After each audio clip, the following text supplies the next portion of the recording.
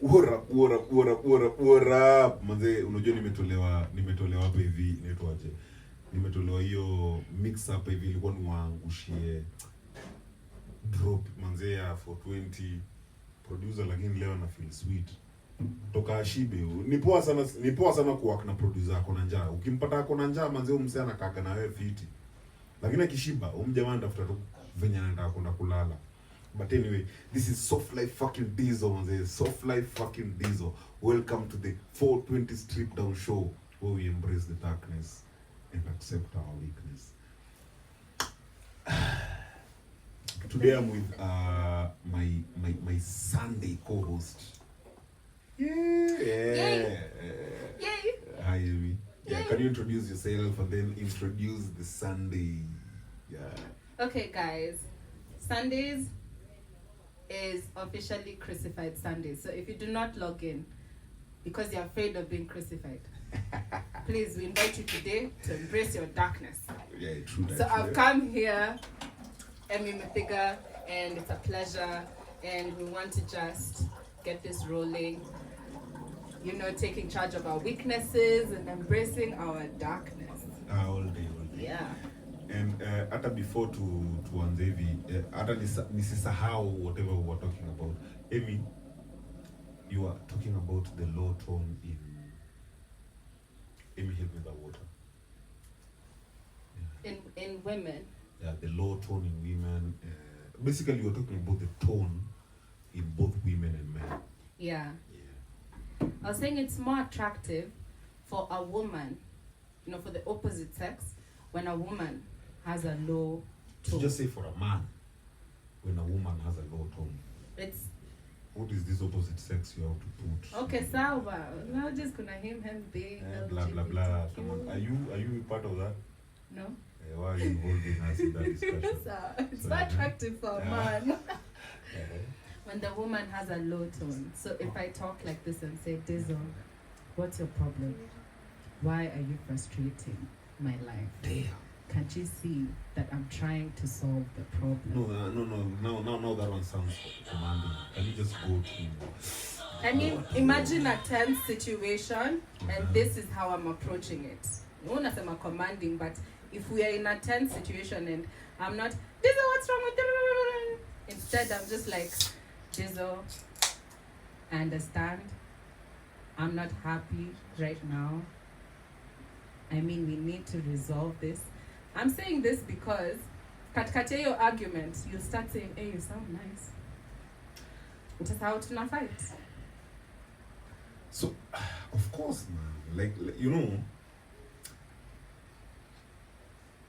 And for women, they tend to be attracted to the Miguel Bruno Mars type of pitch. You know. But that's a lie either. As in, you're being wongo. No. As in, you are attracted to that in the singing mode. In the singing mode. Yeah, definitely. Not in the but talking for women, mode. I feel like it works both ways. You know, I feel like if a woman embraces this, even Tony Braxton will to hit hard.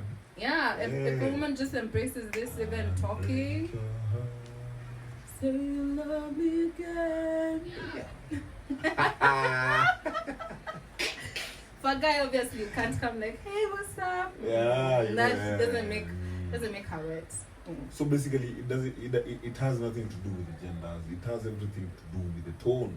It's like a psychological even for a nigga thing talking on a low tone, even when they're mad, it will turn on a woman. Okay, first of all, me just deep voices turn me on. I don't know if it's like every other woman. I mean, kuna guys wako high pitched, but wako na wanawake. Me, I just don't see how that would float in bed for me. No, for every woman. For every woman, the deep voice, Yeah, just have that growl in your, you know. But that's it has nothing to do with the high pitch.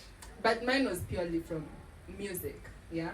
Again, it was a musical mentor who was telling me, and this was his advice to me. He told me, you've mastered your high notes and everything. It's like, if you learn how to sing as if you're whispering, and just master the low tones, you kind of have everything. And then when I started singing in those sort of whispery, low tones, I realized, shit, this stuff is sexy. Hey, in singing Sounds actually, sexy. low tone takes us off. Yeah. You in singing, low tone takes us off. The moment tu utaanza tu kuongea tu pole pole, the moment you start just talking slowly, and laying you one dick, you know? Yeah. Yeah, that's why you're that patient, you're not naggy, you're not all that shit. Hey, uni nani huyo akohoni huko? Pole pole. Can you be slow? You're talking about low tones, you're talking about slow things right now. What's up with you? Anyway, Amy, I wanted to ask you something. So there was a discussion, I entered the space, and there was a discussion that was going on. Yeah. Walikuwa wanasema ati kuna mtu alikuwa anauliza why is it that men leave women once they give birth?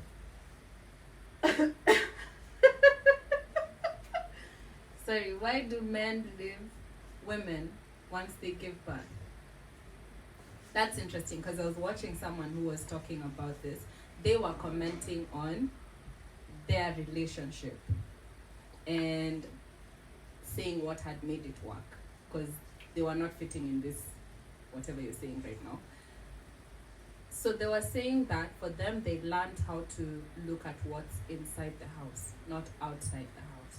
Mm-hmm. And that men sometimes get short-sighted. And so when you're only invested in what's outside of the house, that's going to get affected by the emotions that a woman naturally goes through. When they get pregnant, when they're going through hormonal changes, all these things. So you're not invested in what is inside her. And once that is taken away, if you're only interested in what's outside, once it's affected, then the house crumbles.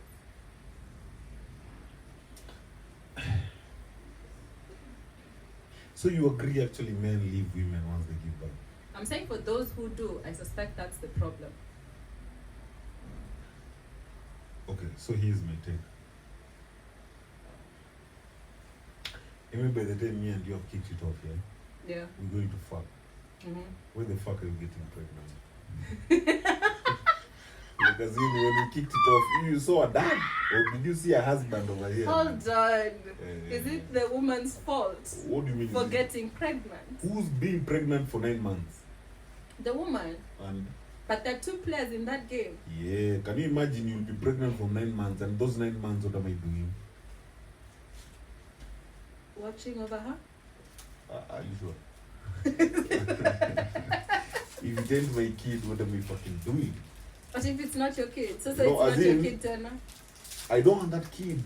I just wanted to fuck you, Amy, man. I just wanted to fuck you. Okay. Why are you getting pregnant? But you see And then you're blaming that me falls on on that the shit. category for you were looking at what's outside the house. Again, You know? we didn't have a house when This we were is- meeting. Well, the woman is the house. No, you're not. Come on. What do you How mean? But can- you're not- that's the analogy here. You're not a So house. taribu analogy yangu alafu useme nini? You are not a house. Both of us are houses. Literally, there's a womb that's housing a baby. Both of us are houses. You are not a house. Now, when me and you meet, we build a home or we create a home. There's no house before a home. Okay. Now, if we haven't built a home, don't bring that, oh, a woman is a house. What house are Sawa. you? She will be housing that baby for 9 months. Do you want me to put it like no, that? No. Who asked you to? As in, I was just there to give you Nature? dick. I was there to give you dick. How the fuck did you get pregnant? Okay, this is what I think. Yeah? I think women should especially take responsibility about gauging the situation. Because 9 out of 10 times, you're the one being left with the problem. Those are just facts. And you can spend time pointing the finger at the guy, but at the end of the day, you're the one who'll do the 9 months and the 2 years that come after that of suckling and breastfeeding and nappy changes and all those things. And the other few years that come after that with all the other responsibilities that come. Kama Ajarudi is not come around by then. So I feel like women need to weigh the option, but we cannot argue that the woman is the house. She's housing the baby. She ain't no fucking house. You are only a house when I ask you to be a house. So the Otherwise, womb, you're just the a single womb appears woman. upon your request Yeah. No. It does appear every day. You nyesha every day, right? every month. Every month, yeah. You nyesha every month, yeah. Uh-huh. Yeah, I've never affected it the entire time you're growing up. I never affected it. Till you got inside You, and decided to. You've gotten dicks inside you. You never. Those dicks didn't affect you. But apparently, this one person gets you pregnant. This one person. Are you pro-life? By that, I don't you know what I am. I'm here having a conversation with you, Amy. How many dicks have you taken? why would I answer that question here? No, okay. Let's just go with. Have you taken one dick or two dicks? More than one? So it's two dicks. So in these two dicks, there's one dick you never got pregnant for. Yeah. But there's one dick you got pregnant for. Mm-hmm. And it's a coincidence. Okay, many things can happen, honestly. Like, the pill not working. Such things happen. oh, and then Such abortion things happen. doesn't work either. No, now that is up to the woman. That's why I was asking, are you pro-life? Would you advise the woman to go get a termination? Are you against such things? And that's the question we need to have. No. I want all of us to understand the assignment. We can't blame the woman for I'm falling not pregnant. blaming the woman, neither am I blaming the man. You need to understand that. I'm not blaming no one here. Mhm. I want us to have this conversation in the sense of, let's understand the assignment. Yeah? Don't get pregnant. And if they do? Don't get pregnant. It's just, I don't care whether if they do or not, just don't get pregnant. It's like saying, don't rain. Even if the clouds are dark, just don't want it to rain. Yes. Now, you see, if the clouds are dark, it's going to rain, right? Mm-hmm. Yeah, don't go out there, go get rained on, then start crying. So in this case, here's the case. I've told you, I've come out clean, and I've told you, don't get pregnant. So Mm-hmm. you as a woman, why would you get pregnant with my kid? I told you, don't get pregnant. Now that should have been First a of all, red it's flag not many to you. guys who say that. It's not many guys who say not that. In this generation. This generation will like, just don't fucking get pregnant. Okay. Don't But get let's say pregnant. that's Yeah. Now, when I tell you don't get pregnant, take that as a red flag. definitely. Sindio? Definitely. This nigga doesn't want me to get pregnant, and yet he keeps on fucking me raw. Red flag. So there's no way I'm giving this nigga my pussy, Yeah. right? Yeah. Yeah. Now I've told you don't get pregnant. You're still giving me your pussy raw. And then when you get pregnant, you're like, what did you expect when you're fucking me raw? I told you don't get pregnant. I love fucking you raw. That's why I was fucking you raw. But I told you, don't get pregnant. Why the fuck are you pregnant? Me first of all. You know, there's a movie, the guy was being told, hey babe, I'm pregnant. The guy was like, why? Why are you Nature pregnant? had it. What do you mean nature? I'm here paying for your shots every month. No, let me tell you, e-conversation by the way, it's very biased. It's favoring you guys. It's favoring you guys in every way. Just because The you have dick, thing- now it's favoring us. No, the thing, first of all, for women is you get calculated. I don't understand why guys, because there are some guys who you say, yo, made down to fuck raw, and they just don't get it. So I think women need to, first of all, just have the oomph to walk away from some situations that either nika unacheza na moto. So if you want, hey, if you like the heat, sure, stay in the kitchen. Just know how to make or cook or destroy the dish once it's done. Those are the things I would say. And I think the conversation people shy off from is, for example, encouraging terminations. Because let's face it, the pill can fail. I'm not lying. The pill can fail. You can't miscalculate your safe days, because I think that's the other way people go about raw fucking is, oh babe, I'm safe. Ding ding ding, no you're not. Someone just shows up. Come Hi. straight in that universe. So it's not your safety, or the pill has failed to work, or the person is very fertile. Because I think there's such, I genuinely think, because how do you explain what are these called? Ectopic pregnancies. The ones where you've taken the pill and then the baby still forms, and then forms in your fallopian tube, and now you have to go for a surgery because the baby can't grow there and you're losing a whole other ovary on top of that. So someone can be overly fertile. Let's say that. I don't know if it's scientifically the case, but hey, pills may fail in other different ways. So you found yourself in this situation. This person didn't want you to get pregnant. Whether you want the baby or not, you're not counting on that person's help or support or emotional support, because they made their point clear. The question is, what do you do? Because it's a definite that the guy will walk. I don't think there's another way. Because now, why are we arguing about like morals about a guy who has already said, I don't want you getting pregnant? Tuanze kumbadilisha akili tukimwambia, no, you should be there for the baby. No, you made your decision. You wanted to be frisky and careless, and I let it. Because the woman has majority of the control and the say as to how things happen in bed also.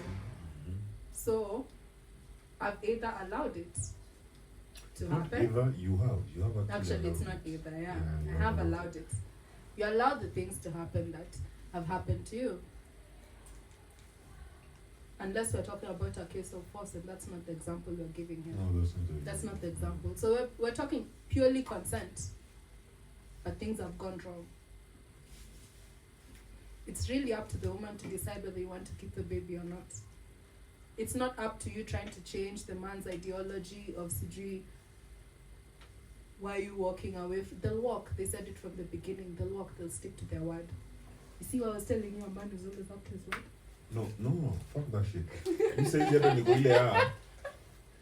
we don't need to listen to women no more about keeping kids, about women getting pregnant. I don't need to listen to a woman getting pregnant. When a woman is pregnant, I want to talk to the man who made that woman pregnant. Why? Because that man is the one who's going to be responsible for this family, for this woman and that child. When I talk to the woman, wait. When I talk to the woman alone, it's her decision. This woman is just going to be bitter. She's going to raise a bitter child. And isn't that what is happening? Yeah, so that's what I'm saying. So, it's not up to a woman to get pregnant. When a man tells you I don't want a child, can you fucking don't get a child? This is, if a man says, I don't want to get a child, draw the line and use condoms, yeah? But that's not what men do. Yeah, then I don't need to fuck you. As in, you've told me I need to use condom. I've told you I don't want to use condom. Yeah. Why the fuck are you allowing me to fuck you either? So you can't stick to your word, right? So we're saying the same thing. The woman should not allow it. Yeah, as in the women actually should dictate how sex is happening. Yeah. The men should dictate reproduction after sex. But I'll say this, because I've heard it from, some of my friends. Girl talk. There are guys who that's a fantasy for them. What? They'll be in bed and they'll be like doing their thing and they're right in the middle of action and then they're like, oh my God, I want to give you a baby. I'm not lying, it's happened. No. That's an emotional talk. It's hormonal. No, That it's is an emotional. That's an emotional. That's talk. what you're thinking. I want to give you a baby. What do you mean? Yeah, I mean, and standing them on. And their men were actually really good at withdrawing, so they don't have hormones. The men were good at withdrawing. Fantasy, and let me tell you, I told my friends in that situation, I swear, you get this man's kid, it's not going anywhere. You nip that thing at the bud. The moment a guy is talking like that and they're not even being, it's like they'll say that it's sex talk, yeah? For some guys, that's their fantasy, like, oh, we should have a baby there. You talk as if you're going to buy a bag at the store. This guy has never bought you lunch, man. Yeah. I mean, even me, I've had a guy say that, like we had met, we hung out a bit, we don't know much about each other, it's barely been 3 months, and then you're saying, you want my daddy to know, let's have a baby. The fuck? Will you ever have a baby? Not in my womb. Will you ever have a baby? I don't know. Haji. A I whole don't know. prime woman is beyond your fucking prime. You still Not don't know beyond. if you're... Yeah, it is. Okay, I guess, yeah. Amy, how old are you? 30. Imagine that. Is that bad? You old fucking ass woman. Died. Imagine that. You're 30 fucking years old. First of all, hold on. Huh? This thing for 30 being Sujui. So, Ebu Songa for Soli. Soli is in the building. Woo! Soli! Come join us. You come join us and listen to this baby girl. She's saying 30. She's still okay. that is a danger zone. Oh, I've had so many guys say that, and now that I'm in your company, please explain. Because on average, first of all, like in the States, women are having kids in their 40s. Please explain to me what's so wrong with 30. Who are these women having kids in their 40s? I mean, research. Given their lifestyle and what they're able to achieve by the time you're 30, you're still living, maybe, majority are still living maybe in like a 1-bedroom apartment, and whatnot. By the time you can gather your finances and have something stable to have a child, you're in 40.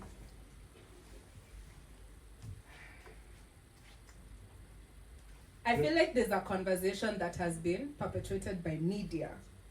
It's not by media, it's by biology, by everything. It's not because biology doesn't support that. Biology supports that a lot. Especially when it comes to having children.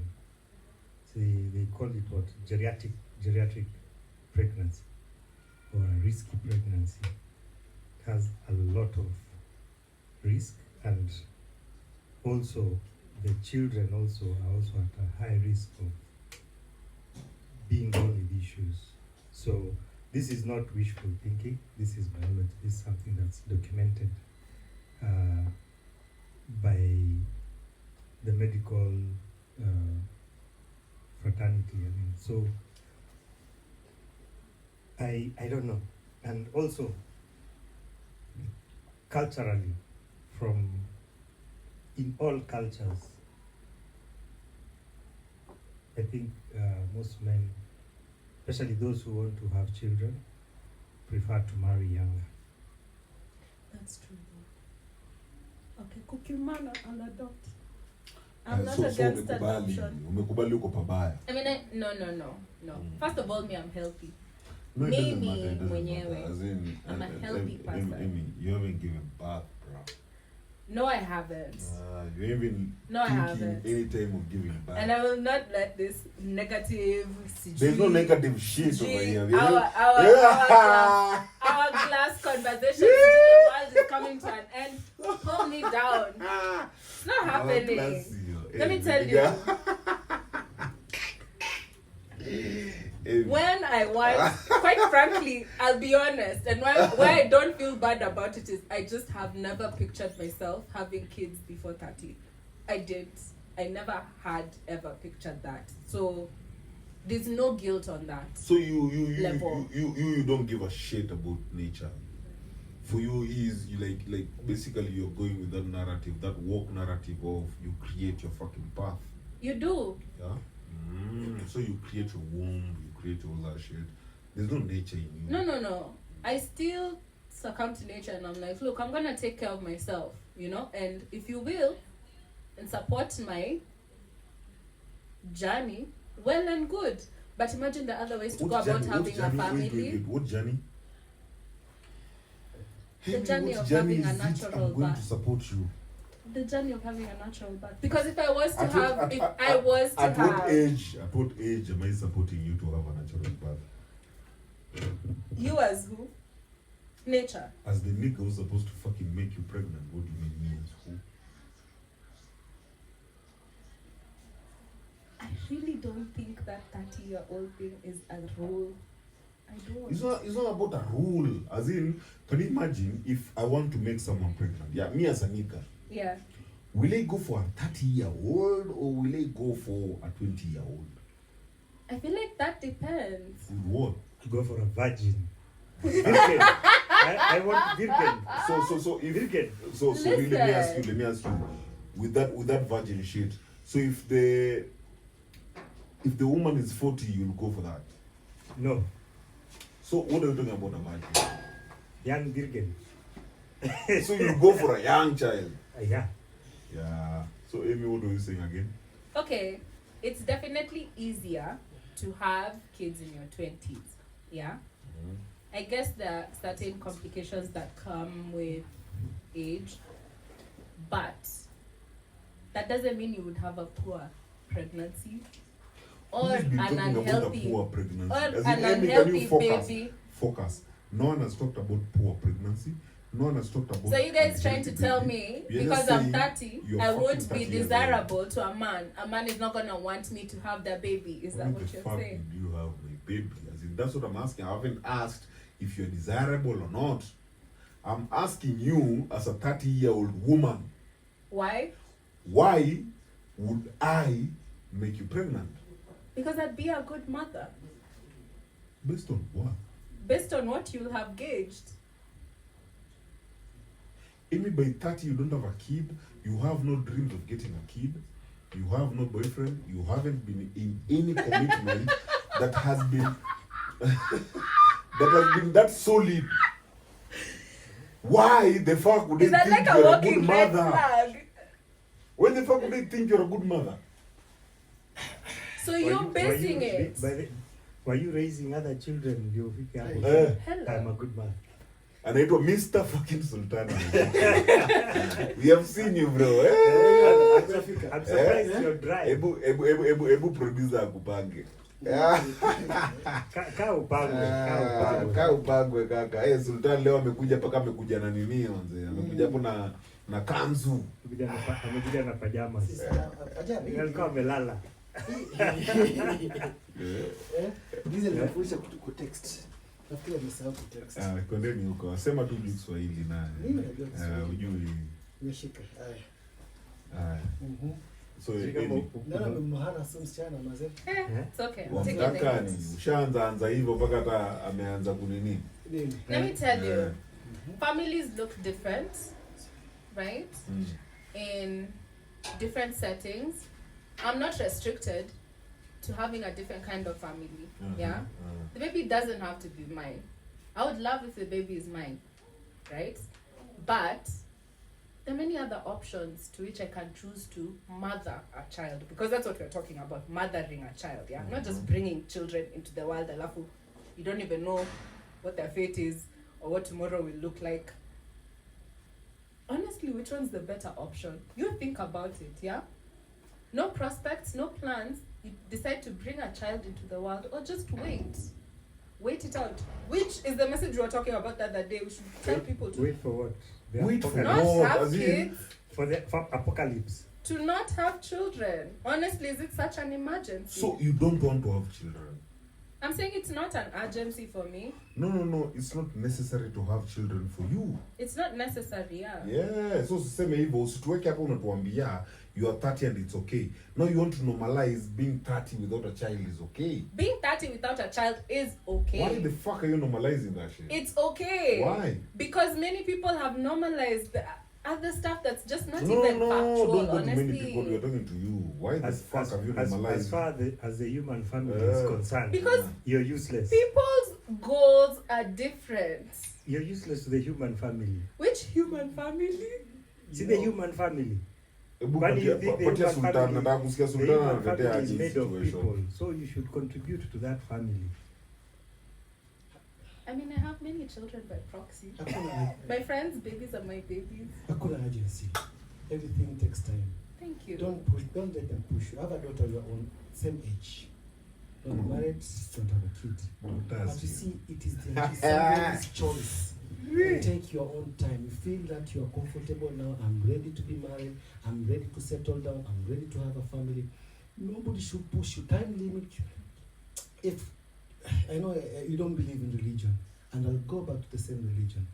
Everything which happens in this world has been dictated. If you're going to have a kid, definitely you're going to have a kid, no matter what age. That's fucking bullshit. No, it's not People are bullshit. just entering. Wait, Sultan. Mimi hata kuna swali sijajibiwa. So You know, you people, mimi mnadhani nikiuliza hii swali ni kama namkondema.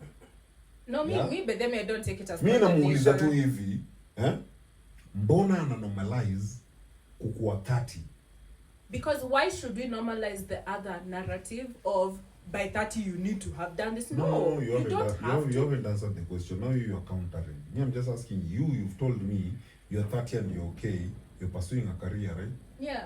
Yes, you. Not just my life, not just my life. So you talk about that. But that's her opinion. That's what she wants. No, she hasn't given me the opinion. What do you want to know? Here is what I want to know. Why are you normalizing it's okay not to get kids? Because it's normal in my world. Why not? Please, as you imagine I'm a kid you're trying to explain to me, or imagine I'm ignorant and all that shit. You're trying to explain to me that it's normal not to have a kid. Why? It's not about what's normal. First No, of it all. is about being normal. That's why there's cancel culture, there's suicidal Sundays, as in, so that we are going outside the normal. But now, let's Okay, talk if why it you is normalizing about that being shit. normal, then because there's nothing wrong with not wanting to be normal. If that's not what you want, I don't want the normal layout and play out of life. If I have, for example, if I have a kid and I have another friend of mine who with same age, no kids and everything, and we say the same things to each other. And the thing is, I have many friends who are at their 30s, right there with no kids. I just don't, and that's the weird thing. It's like, you know that when you bring a child, or if you bring a child into this world, your goal is to mother this child. If I'm not ready as a person, now let me talk about myself, yeah? I'm not satisfied, for example, it's not at the moment, but there was a time this was the case. I'm not satisfied with how, say, my mentality is. I don't want to perpetuate trauma, for example. And I want to give anyone that I bring into this world a better chance than what I had at starting off. Yeah? Hii mambo ya kusema ati sijui mtoto anakuja na sahani yake, that's BS to me. It's BS, baby. Because otherwise we're entering this world surviving. And I've had to survive. If I have the chance to do it for someone else, why would I bring into this world to survive? That's my thinking. So, I would rather go on creating my own life, making the changes that I deem healthy. So that if you come about, I'm now raising you to have a better chance at doing. I want you to see you create things differently because you had a different startup, a different foundation. If that's not the case, then we will just wave at you at the sky and wish you good luck wherever you're hovering around before you come here. Yeah.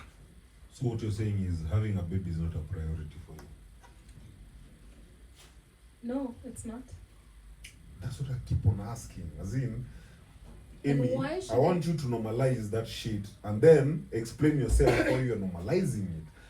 As when I tell you, you know, when I ask you why are you normalizing it, you've already put your guards up. Like, you know, Okay, I'm saying let's- it's wrong, you normalizing it. You know, Okay. for us, well, let me not say for us. For you. For Sultan, and Soli, for Sultan and Soli, it's not a normal thing. A woman doesn't want to give birth. For humanity, it's not a normal thing. Yeah, so can you? From time immemorial, it's never been a normal thing. Pressure. Guys, let me tell you, Mm. I feel like so much In has every changed culture. over time, yeah? Nothing You has guys changed. are still holding the same expectations. Nothing has changed. Economy has changed. Nothing has changed. Men have Economy has changed. changed, bruh. Economy has Alex, I want you changed. to defend whatever you're saying. Nothing has changed. I want to hear that shit. It's only in the West that they brought all these new ideas. But the rest of the cultures, you tembea, enter to other cultures and see. What do you Nothing mean? has changed. Bro, we are having more single mothers in the Yes. slums. If nothing has changed, then we would have never had single mothers. Sultan, Sultan. Solely they are not with you. Mimi hadi nataka, you know, Things have I'm changed. following her in the sense of right now I'm not judging.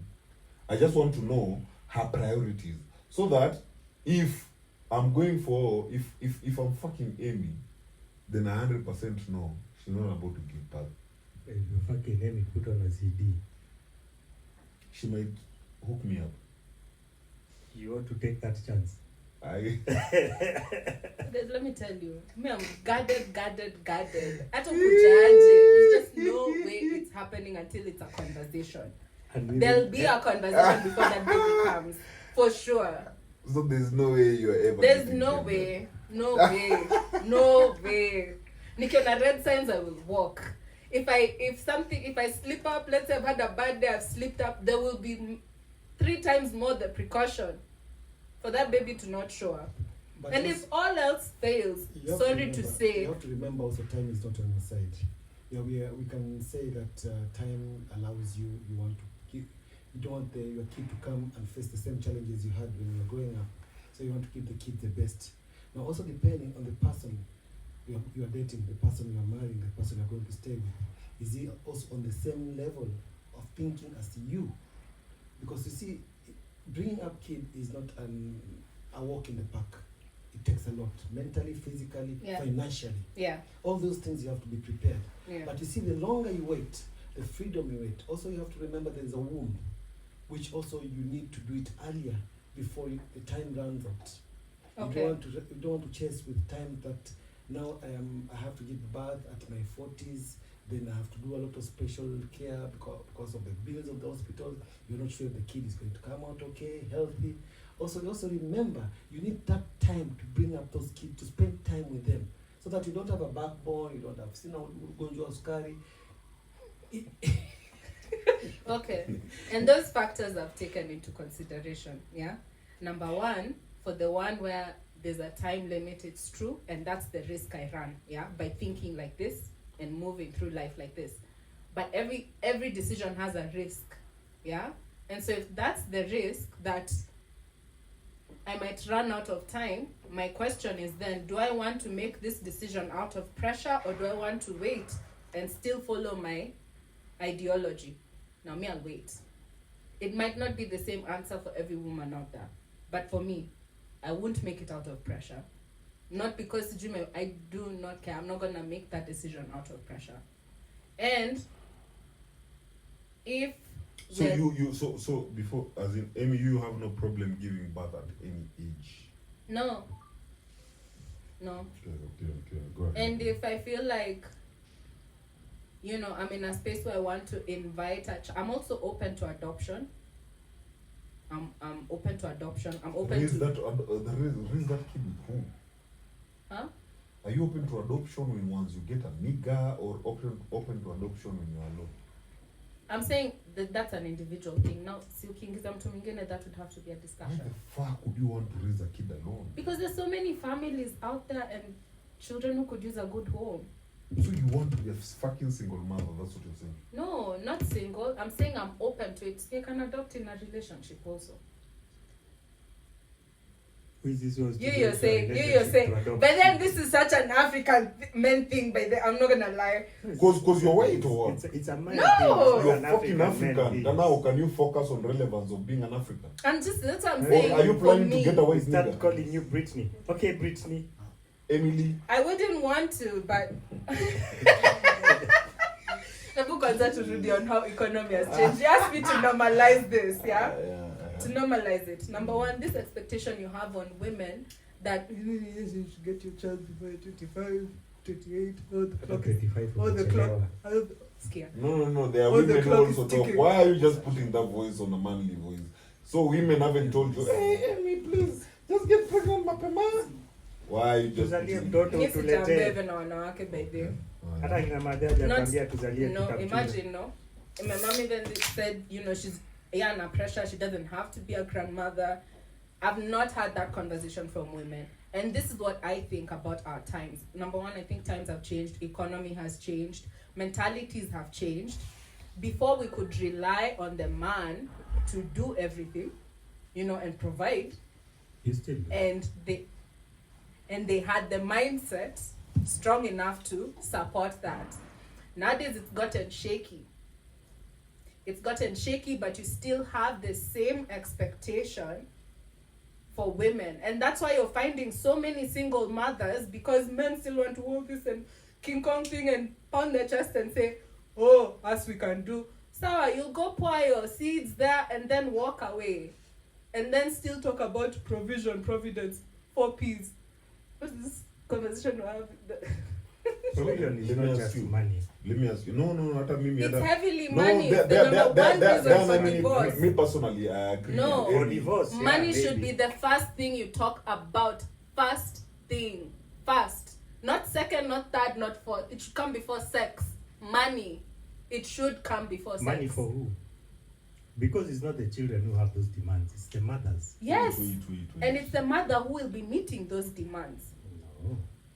Children don't require a lot. So, Amy, This child is first of all going to be heavily relying on the mother more than the man, at least for the first 2 years. When they're suckling and doing all those things and changing diapers, and hopefully you have a man who wants to change diapers with you, but No, more often than not, we don't do that. see, so money Amy, first. So, Amy, what the fuck do you want to Maybe be Sufran giving back? does that. Amy, there's something called the right path. Mm-hmm. When you're talking of the right path, is that you know your vision, where you are heading, where you want to lead your life in the next 10 years, right? Yeah. When we talk about the path, we're not looking at the finishing line. We're looking at the journey. That journey is that when you're young, you have that energy of looking for that fund. Because I have a dream, I want to have a good family, I want to build myself financially. But to have all that, you need somebody to enjoy it with. That's why you see the family structures are there. Mm-hmm. The family structures were there. They were created in such a way that when we have a family, we start it young, so that when we grow up with our kids, we grow up with our husbands, our wives, so that we live in a conducive environment, right? Mm-hmm. We don't look at the end goal because we don't know what will happen in between. We can have all the planning, we can have all the finances and everything. Then something strikes in between. It's not something we planned.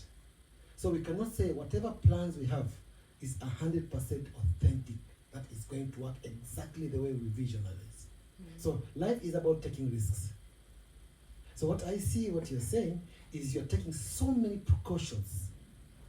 That is like you visualize how the end goal is going to be. That means you've picked a path. You've talked about adoption. You've talked about a man has to talk. You talk about finances. No, those are options. Those are not how I visualize things. What I'm saying is I know what I do not visualize. I don't know how things will turn out, but I know how things will not turn out because all my precautions are making sure those things do not happen. So where does the love portion on us you? Where do you put it? Because what you said, the first thing we discussed is about money. So where is the love? Love for the man, love for the kids. I feel like that's proportionate to how much love you have for yourself. So you can't give what you don't have. So that means Mimi So kujichunga. what do you have? You have money? You're killing this old man. No, I'm Maybe- just curious. Mm-hmm. Because it's a different age group. Yeah. Yeah? How we did things the way we did and the way you guys are doing is Yeah. totally different. I feel like it's taken, first of all, over time, and I like that you brought the age group thing up, because over time I feel like majority, and I don't want to say all, but men have stopped giving direction, and so women have had to pick up the slack. Most of them have stopped providing, and so women have had to pick up the slack. Otherwise we wouldn't have the rising number of single mothers that we're seeing, and that's a painful journey to witness. But men have never stopped providing. Men have never stopped being leaders. It depends where you're picking the men from. But Sultan, which men are these you're Which thinking about? men are these? Yeah, I'm also very curious to Because know. in Because your even our generation, president, yes, we can say even our thumbs up. president Men are supposed to be providers. are They're supposed Supposed to. to. No, they are Supposed to. to be the leader. Stay in Memorial. supposed to bro, as in Rising that number of single that mothers. museum you're Then living we in. need Most men pause the- provide. Which most men, Most bro? men Which provide. Then most why do men? we have If you- more if single you- mothers hold a now? man- There are if you more. cannot There are provide. more married people than single people. Let's just get that So straight. why? If you look at the the statistics, there are more married people than single people. So men overwhelmingly I don't they even know still if that's a provide. fact. It is a fact. How is it a fact? It's data. Go and And my read question- it. Give me that number, Hey, bro. what is the number? Give us that number we can go to. Why are there Isn't it a because there's a rising? Me, the movement? question is this: there's a pandemic of rising single mothers. Then what do you think is the problem? The men are providing, and the women have I'm rejected glad the you- money. You've called it a pandemic because it is a pandemic. I don't know. So where are those men that you're saying are providing? The men are there. The men who are taking care of their families. There are very many. So why is single You mothers, being one of them. bro? Why are single mothers then rising up? In number, I would say something. Hiyo mtaki kuongelea hiyo. Single mother is a choice. Ah. It is a choice. Most I say, That's one hell of an ignorant statement. to It's say a choice. Single motherhood is a choice. No, it's not. Let me tell you, the moment a child is brought on board, it involves two people. that's So, a fact. as I had said earlier, accountability is not on one person. So if they go and have sex, Accountability is just both on hold the on. two When people. they go and have an unprotected sex, Uh, what are they expecting to come out? Bananas? orgasm, bro. No. But You- orgasm, hey, Sultan, Sultan. We are in the Again, same wait. accountability. Yeah, we are on accountability now. Yes. Here is where we are. Sultan, assume this. This is your daughter. Yeah. Yeah, Mm-hmm. I'm going to fuck her. What do you think I'm expecting from the fact that I'm going to fuck her? Apart from me coming and her coming. Before she comes and have sex with you, I was the father. I was there. I gave her instruction. I showed her. I You taught told her to go get fucked. No, I told Yeah. her whatever you do on this earth, there are consequences. Sultan, There are consequences. is your daughter a virgin? I don't know. Exactly. So whatever you're talking about, you ni kitu everyone does. Sultan. No, don't It assume doesn't that mean everyone everybody does. follows. No, don't assume. You're assuming. Okay, let me ask you another thing. When you love someone, Sultan. Yes. What's that? I know what love is. Yes, yeah. That's Will how you look that, for another was in that person? generation. Will you look for another person? Why should I look for another person? Yes. So now, you are assuming love has to go based on how you comprehend love. Love, it depends on how I learned it from. We can be taught in the same subject, but how I picked it and how you picked it are totally different. Because what I believe, what I believe love is commitment. Love is Okay, huko umeenda mbali, nimekupatia hiyo kitu. Huyu hata amekuuliza nini? Love, amekuuliza swali fiti sana. What is love? Sultan, don't go with your assumption and then force everyone to follow your I'm fucking just saying assumption. how I understood the question and how I practice it. You see, I cannot say something I don't know. No, Sultan. Whatever you're doing, you see what we keep on saying about gatekeepers. I don't believe in love. You see, no? Thank you, Soli. Wait, Soli, I'm coming to you. Sultan, do you know, sumesikia tukiongelea about gatekeepers. Yes. Gatekeepers hadi feminists. Toxic, hiyo unatuambia sijui toxic masculinity. Sijui corrupt leaders, sijui nini. Those are fucking gatekeepers.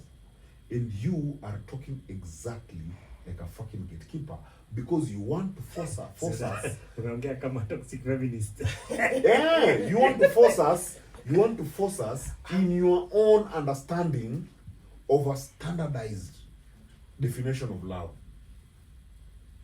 Sultan, you're not even listening to this girl. No, wewe tayari, you're judging her.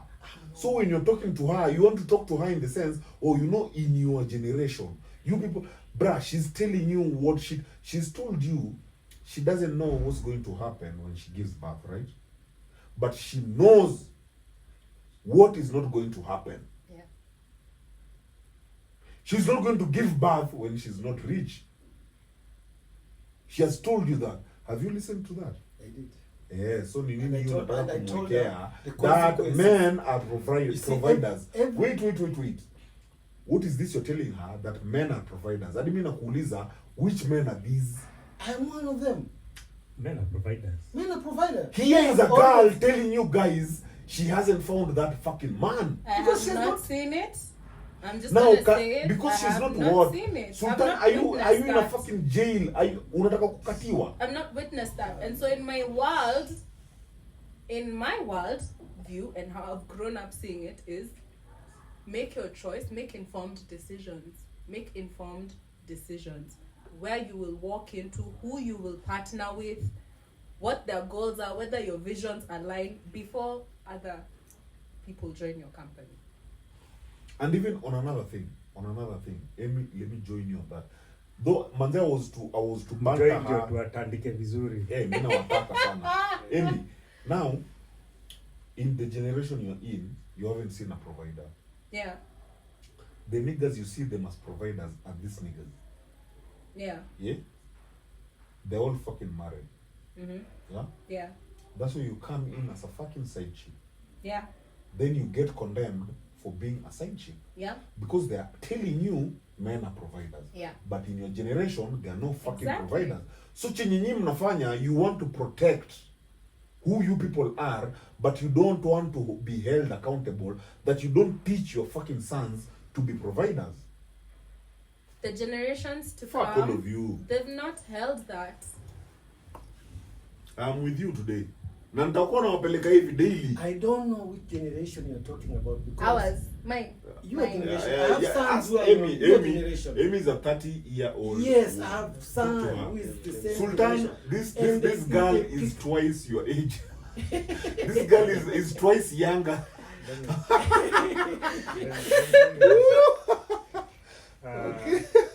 So, Amy, Mhm. so you're 30. Yeah? We know most men from 30 they start getting their shit together.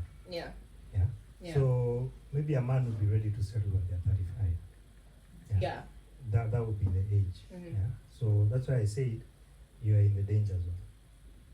Yeah, because you need to lock down someone. But you see, So you're with saying the other danger 30 zone. 30-year-old women Let me say, like her. you're saying danger zone from Yes. your point of view. Me, I'm very safe. In my world, I'm very safe. I'm Fine. safe. I would not have it any other way. That's what the ostrich says when it has its head buried in its Ah, sand. Mr. Mr. Ostrich. Ostrich. Nyi pia nyi sasa mnataka Yeah, kuzidi. ostrich ikiingiza kichwa hivi kwa mchanga, No, anasema, so I'm me- safe. so It's, me- and you know I'm not alone in this. And I keep on Literally, telling my you this, I friends, keep on I yes. have like only 2 friends who have children, female friends. Yeah, Hmm. the majority don't. We're age mates. We grew up together. We know what we've seen. So these friends, are they married? Who have kids? Only one is married and don't have kids. The rest single. So the single ones who have single kids mother. are So singles. why are they not married? That's the question. Was it their choice? Because you can't tell me there are no men completely. It's not a question. I mean, there are men, there are women. The pool is full of all of us.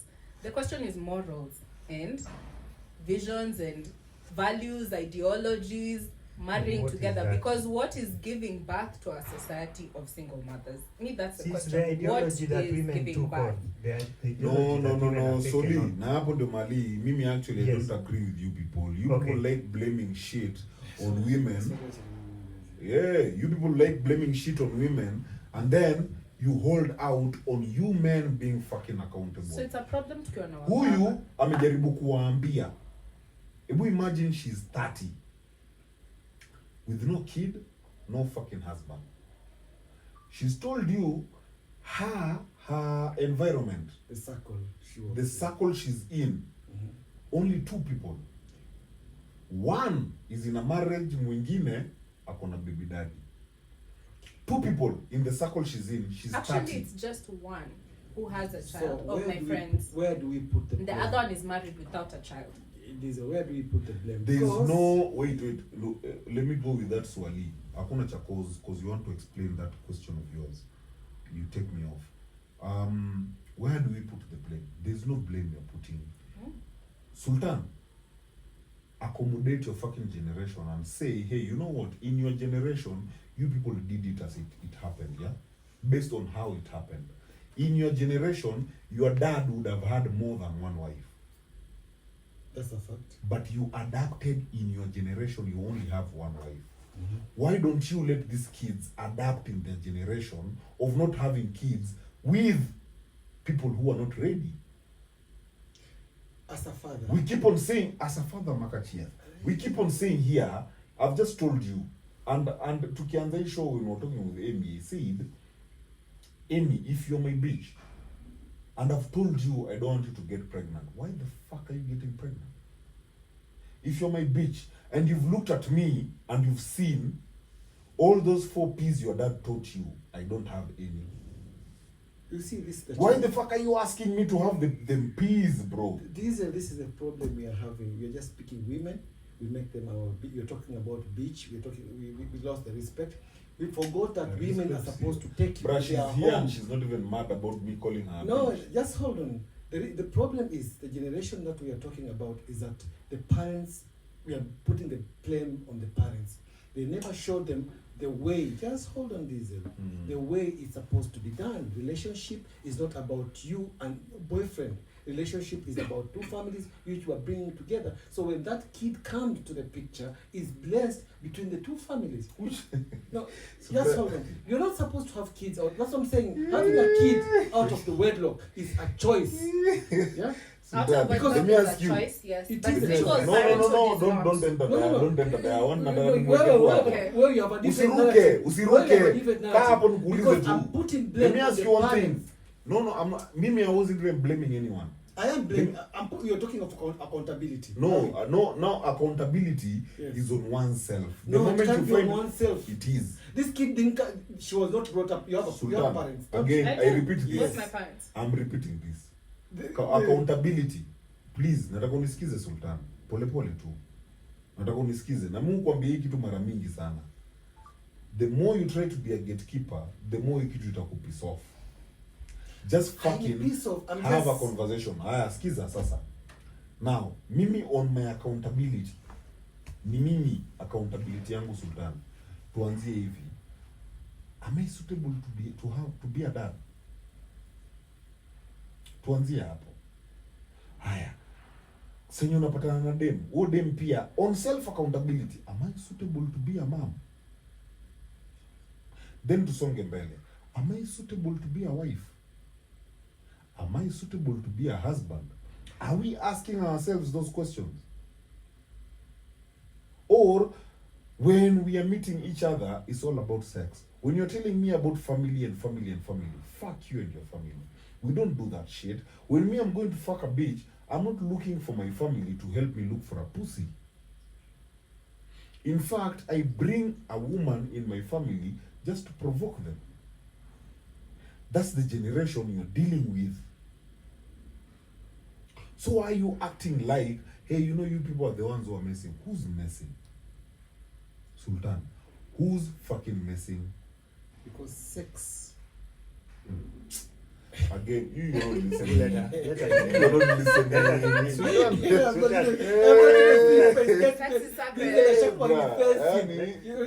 I'm not defensive. You're the people who are defensive because we are Wachana trying na to tell ile you. generation haisikia, hata ukiwaambia hawatasikia. Mimi nasikiza. You guys will have to Haya, be dilini basi na true. Amy anawasikiza. I'm listening. Yeah. Marry before you carry. There is no shortcut.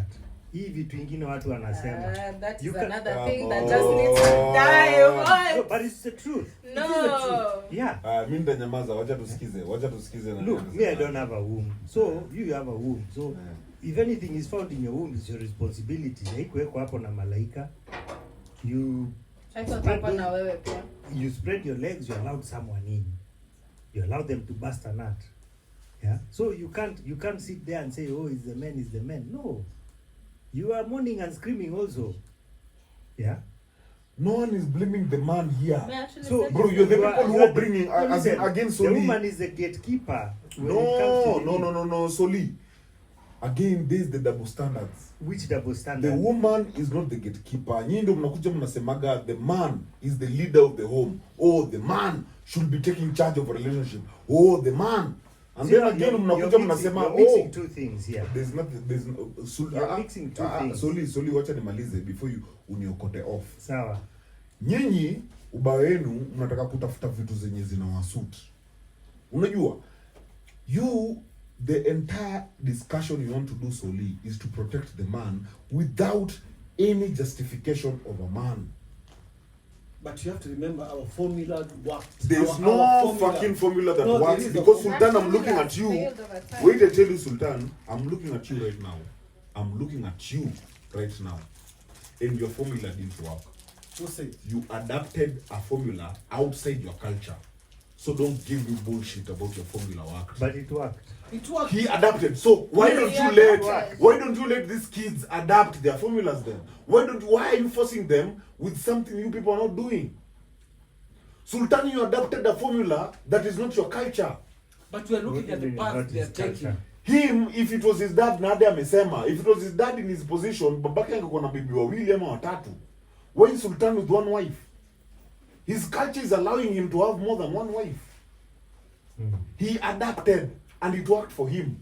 Why can't he let these kids adapt and go look for a kid that their life is working and then use that and say, by the way, I'm not going to generalize these kids that their shit is not working. There's one his is working. Let me go for that one. Ni nini hiyo Sultan anda kujifanya gatekeeper hapa? And then wewe ni kuja kwako soli.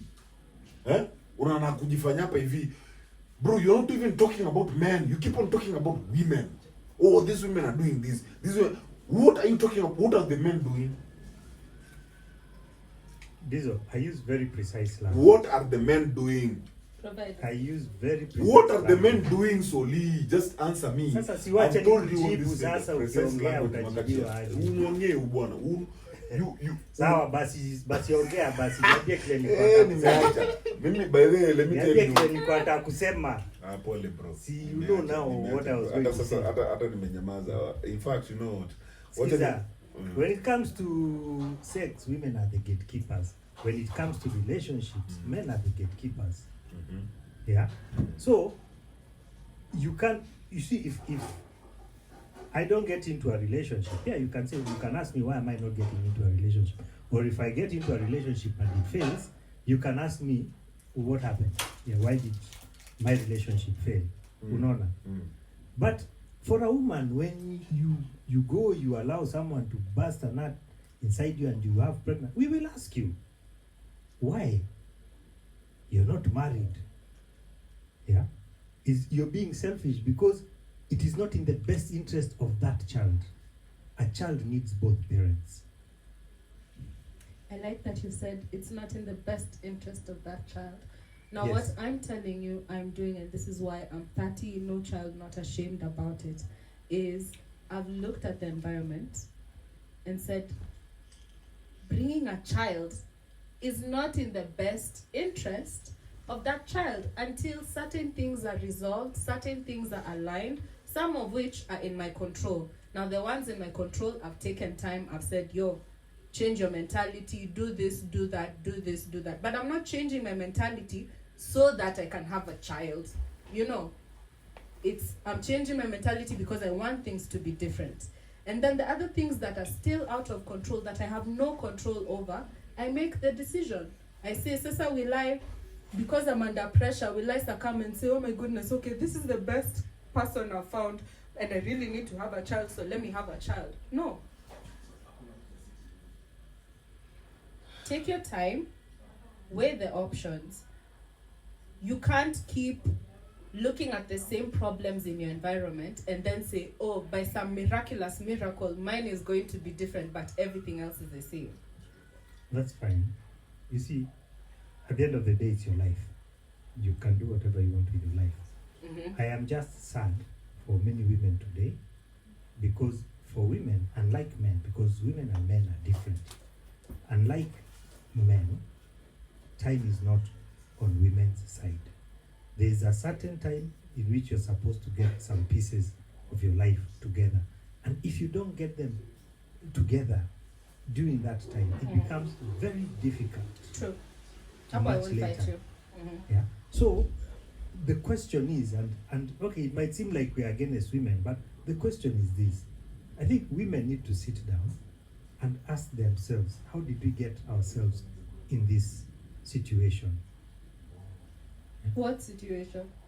The situation where you hit your 30s, 40s, you're not married. That's simple. Economic times have changed. People's values and mindsets have changed. And this is how I balance that thing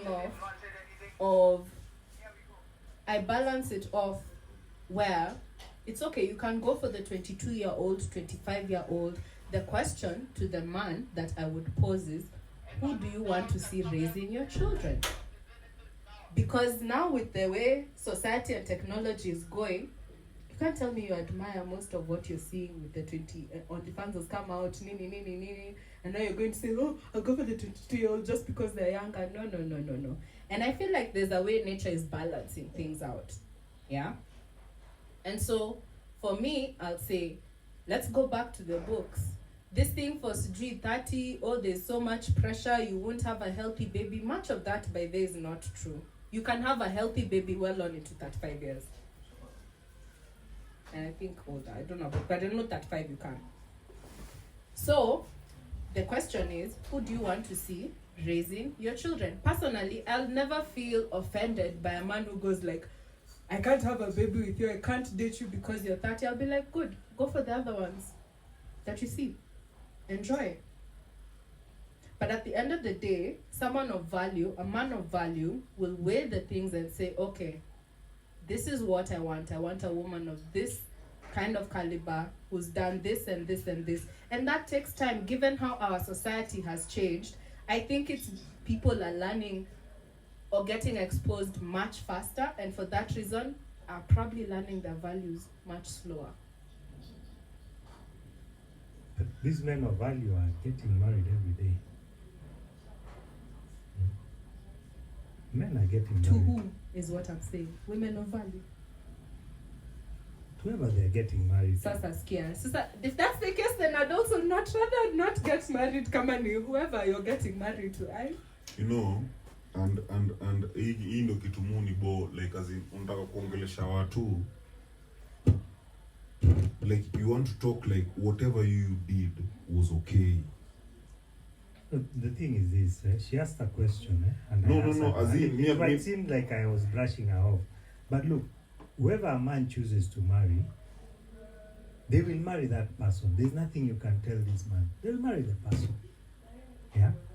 We don't ask. And like I said, that's a lie, Soli. That's a lie. This person. That's a lie.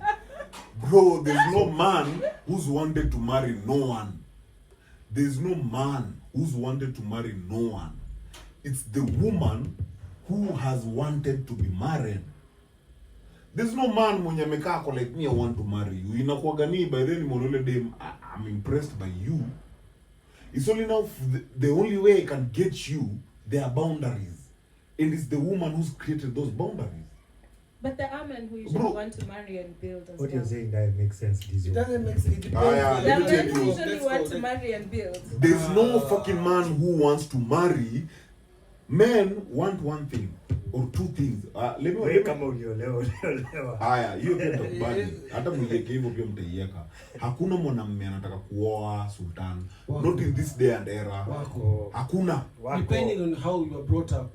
Depending on what Yeah. kind of background you come In from. fact, men are the true They are romantics. background. They are Haya, si ngoje niongee. They are Ngojeni societies. niongee. They are Eh, societies. thank God They tuko know when you darkness come leo. of age. Mimi leo. first thing you're supposed to Wait, Sultan. Stop taking me on your theory. I'm not Wait, I taking- tell you. I'm Wait, I talking tell about- you why there's no man who wants to marry. I don't know where this which society you're coming from. This society. This society. I'm talking Eh, about so this wacha society. niongee. Wacha niongee. Mimi ndio nimeletea hiyo point. Yeah. Wacha mimi ndio nimeletea hiyo point. Si mimi nimeolewa. Mimi na have been married.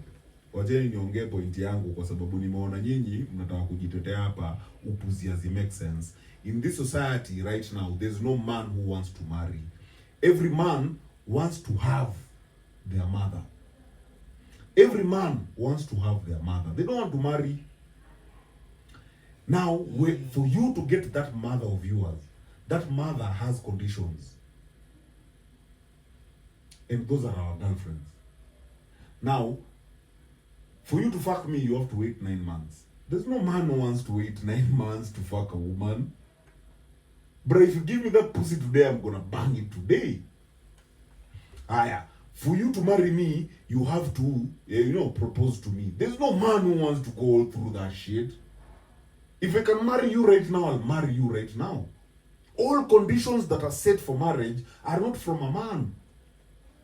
Conditions are set from the woman's side. So hii bullshit mnakuja mnaniambia hapa men want to marry. There's no man who wants to marry.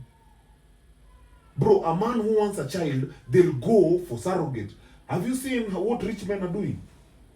Have you seen a rich man going to marry?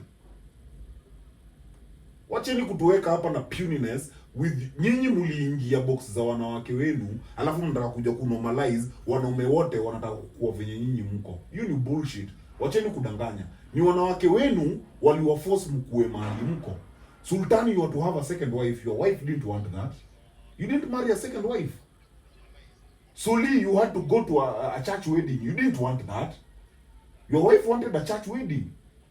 So ni nini mnasema hapa? Mnajifanya hapa saints. Oh, mimi I was married. Semeni sasa. There's no man who wants to marry bana. Wacheni kutuwekea ujinga hapa. I wanted to marry. Oh. Yes. What influenced you to marry? No, let's go with that. What influenced you to marry? So I wasn't influenced. you were not born to marry. What inspired? Everything inspires you. Everything in your environment, Nani, solely takes you to the decisions you make. So what is it inspiring or influenced you? What made you want to marry? Because I fell in love. Where? And I didn't want So to... you were born and you understood No, what no, falling in I love didn't. is. You see, because of this, their surrounding I come from. As we marry young, first thing. So Second thing, wait, Sultan, umesema? As we marry young. Baki hapo. Ah? Us. Not the me, community I not come me, from. not me. You From said the what? community. Yeah, so it's not you. But You didn't want to marry. Who said? I wanted... Us wanted to marry. No, I wanted to marry. The community you're from We wanted married you young. to marry. Yes, not you. Sultan, what did you want? But me, when I fell in love with my wife, Fell in with love. my wife, I am. Fell in love to I the didn't push with her even for a year, and I got married, and I was very young by then, 24. Wow. Yes. Yeah, but yeah.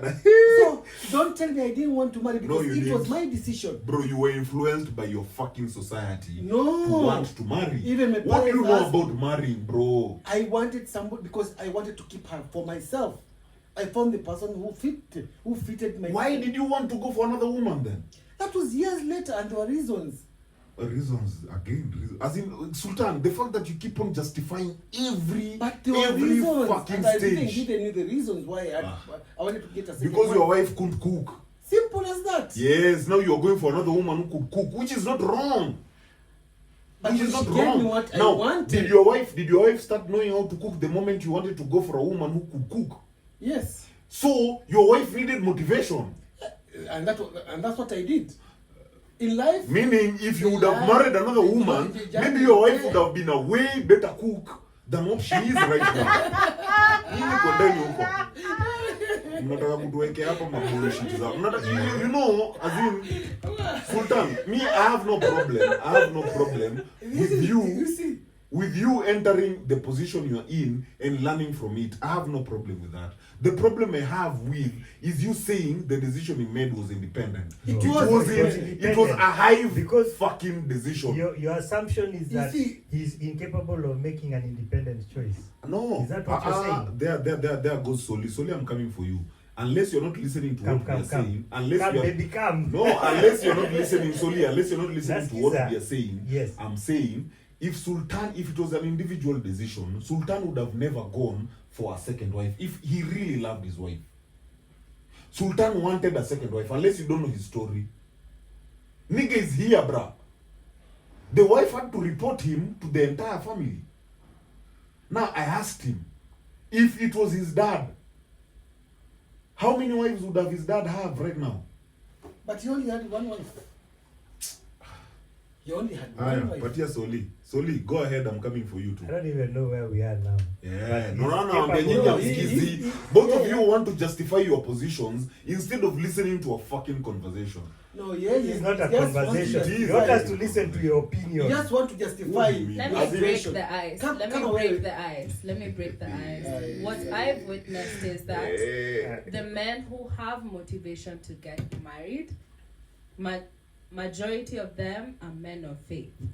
You know, they have this idealized view of, they have a healthier approach. I'd say if you're approaching marriage, I'd take their view to be healthier. And outside of faith, I guess I would agree with you. I don't think many men want to get married. And you know I what? think faith is a big motivator venye umesema for that I'll for tell that ngoja for venye that umesema hiyo faith agreement. venye umesema hiyo faith Yeah. Amy, you're from the church, yeah? Yeah, You were in the church, ukatoka out of church. Yeah. Out of church. yeah. How hypocrite is the church? How hypocrite is that moral compass from the church? For you to come and tell me, hey, you know what? From the church is giving us a moral compass. Mm-hmm. How hypocrite is the church for you to give me a moral compass from the church? Okay, this is the rule about church. Yeah, no one's perfect. And if you find a perfect church, you'll be the one to ruin it. Yeah, because you're not perfect. So it's hypocrites are everywhere, right? And it's not that there are not failed marriages and failed agreements in church. They're there, and people. No, marriages are from church, Amy. There's no marriage out of church. I'm just saying, not all of them are successful, even the ones in church. We are talking about church. Marriages. Anytime you talk about a marriage, a church has to be involved. Not necessarily. Not necessarily. Has Not necessarily. Tell me We where- have traditional weddings. What would you mean? Traditional- Those ones you We people have- came up we with. have In our an- tradition, we in have our a- tradition, there was no traditional wedding. It was just a rite of passage. Get a fucking woman. There's nothing like a No, traditional wedding. there's agreement that Hiyo ni English Let's yenu tu come- mumeleta. nayo though. Unaona hiyo traditional wedding ni English. Rorashio. Kwa No, no, no. Hebu explain kwa Kikikuyu rorashio ni nini? Unakuja unatoa mahari. unatoa mahari, Mhm. unajulikana na Mhm. ulipi mahari. And Ngoja in ngoja front of ngoja. We are talking everyone, about in front You of know, everyone. in front of everyone, I guess you claim that this is your woman. Yeah, how many women can you do that? Multiple. Allah. So hebu niambieni traditional wedding ni nini? See, it's still, Ni- Traditional wedding unaweza A kufanya hivyo wedding- more than one woman? yeah. Me explain traditional wedding. Hiyo word in English. Kutolea mtu mahari, if you can do that for more than one woman. Traditionally. Traditional wedding. Not traditionally. Okay. Traditional wedding. Can you do a traditional wedding Okay, for that's- more than one woman? Yeah. A traditional wedding. Yeah. Where has that happened? It has happened several Bro, times. you can do a traditional rite of passage. Okay, Not a so issue traditional- yako the ni hiyo issue is the wedding. wedding. Whether you Wedding people like is it or not, westernized. that Wedding name here ni wedding. westernized, here ni church. We Yes, are you talking can't about do a traditional wedding for more traditional- than one. Hakuna mahali utaenda ufanye traditional wedding. Wewe unazungumza Kijaluo. Mi natumia English kaka. Mi nawaambia. Okay, sawa. Mkileta Semantics. Kikuyu tumieni Kikuyu. Ndio nakwambia. Juu wewe huwa unataka ukienda kutumix. Kigiriama ama kama Kiduruma, Ah. they are allowed. Unaweza kutolea mahari huyu. Lakini haitwi wedding naye. Bado Iite ya Kigiriama basi. wanafanyia iitwe- sherehe, wanapigiwa bango, Sherehe. I- anavishwa let me anavishwa ile kitu let me traditional. take this back. Mahando, Let me take this back. Shanga Sultan. zile. Let me take this back. eh, A Muslim wedding, yeah, yeah, yeah, is what you are having right now. yes, A Muslim wedding yes, is what you are having. which I can do 4 One times. man, one no. No. Yours you can't. What do you mean? You my- can't. What do you mean I can't. can't? Can you, Yes, I can. bro? You didn't. I didn't because there was a mutual agreement. Again, mutual makachi. There was a mutual What do you mean agreement. mutual? You know, you are getting back to the same story I had, which was a mutual agreement between me and my Sultan. better half. Sultan, let me tell you, Yeah. don't mix. You see, our problem No, is that's what I'm saying. wait. Our problem is we are mixing the lingo. The No, lingo. we were talking about Ngoja, traditional. ngoja. wedding. Mimi nimekwambia hivi, kuna kitu kwa Wajaluo inaitwa nyombo. Nyombo ni same na rorashio. Unanielewa? Nyombo si traditional wedding. Na Nyombo Rashio is si a wedding. traditional rite of fucking Rashio si passage. wedding. You have to remember that. it's not a traditional wedding. It is not a traditional wedding. It is a traditional kufunga mlango rite of fucking passage. That you can do it with as many women as you want. But Let's talk African here. Let's not mix unaweka kitu, because rules and regulation, even in the rules and regulation, you could have done it with any woman you want. Right now, when we are talking about traditional wedding, how many women can you do for a traditional wedding? For me, I can marry four times. For you, CEO, bro. You're beyond it. There's no way you're not allowed for shit, bro. I am allowed. The moment you look at another woman, your wife will go to your family. Wacha kutuambia, you ain't allowed for shit. You are getting personally. Me, I'm talking. And that's what I'm talking about. You are not doing this thing from a Muslim point of view, Sultan. I am.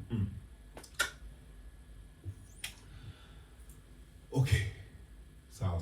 I don't even understand. This is What the contention is. Context ni hivi.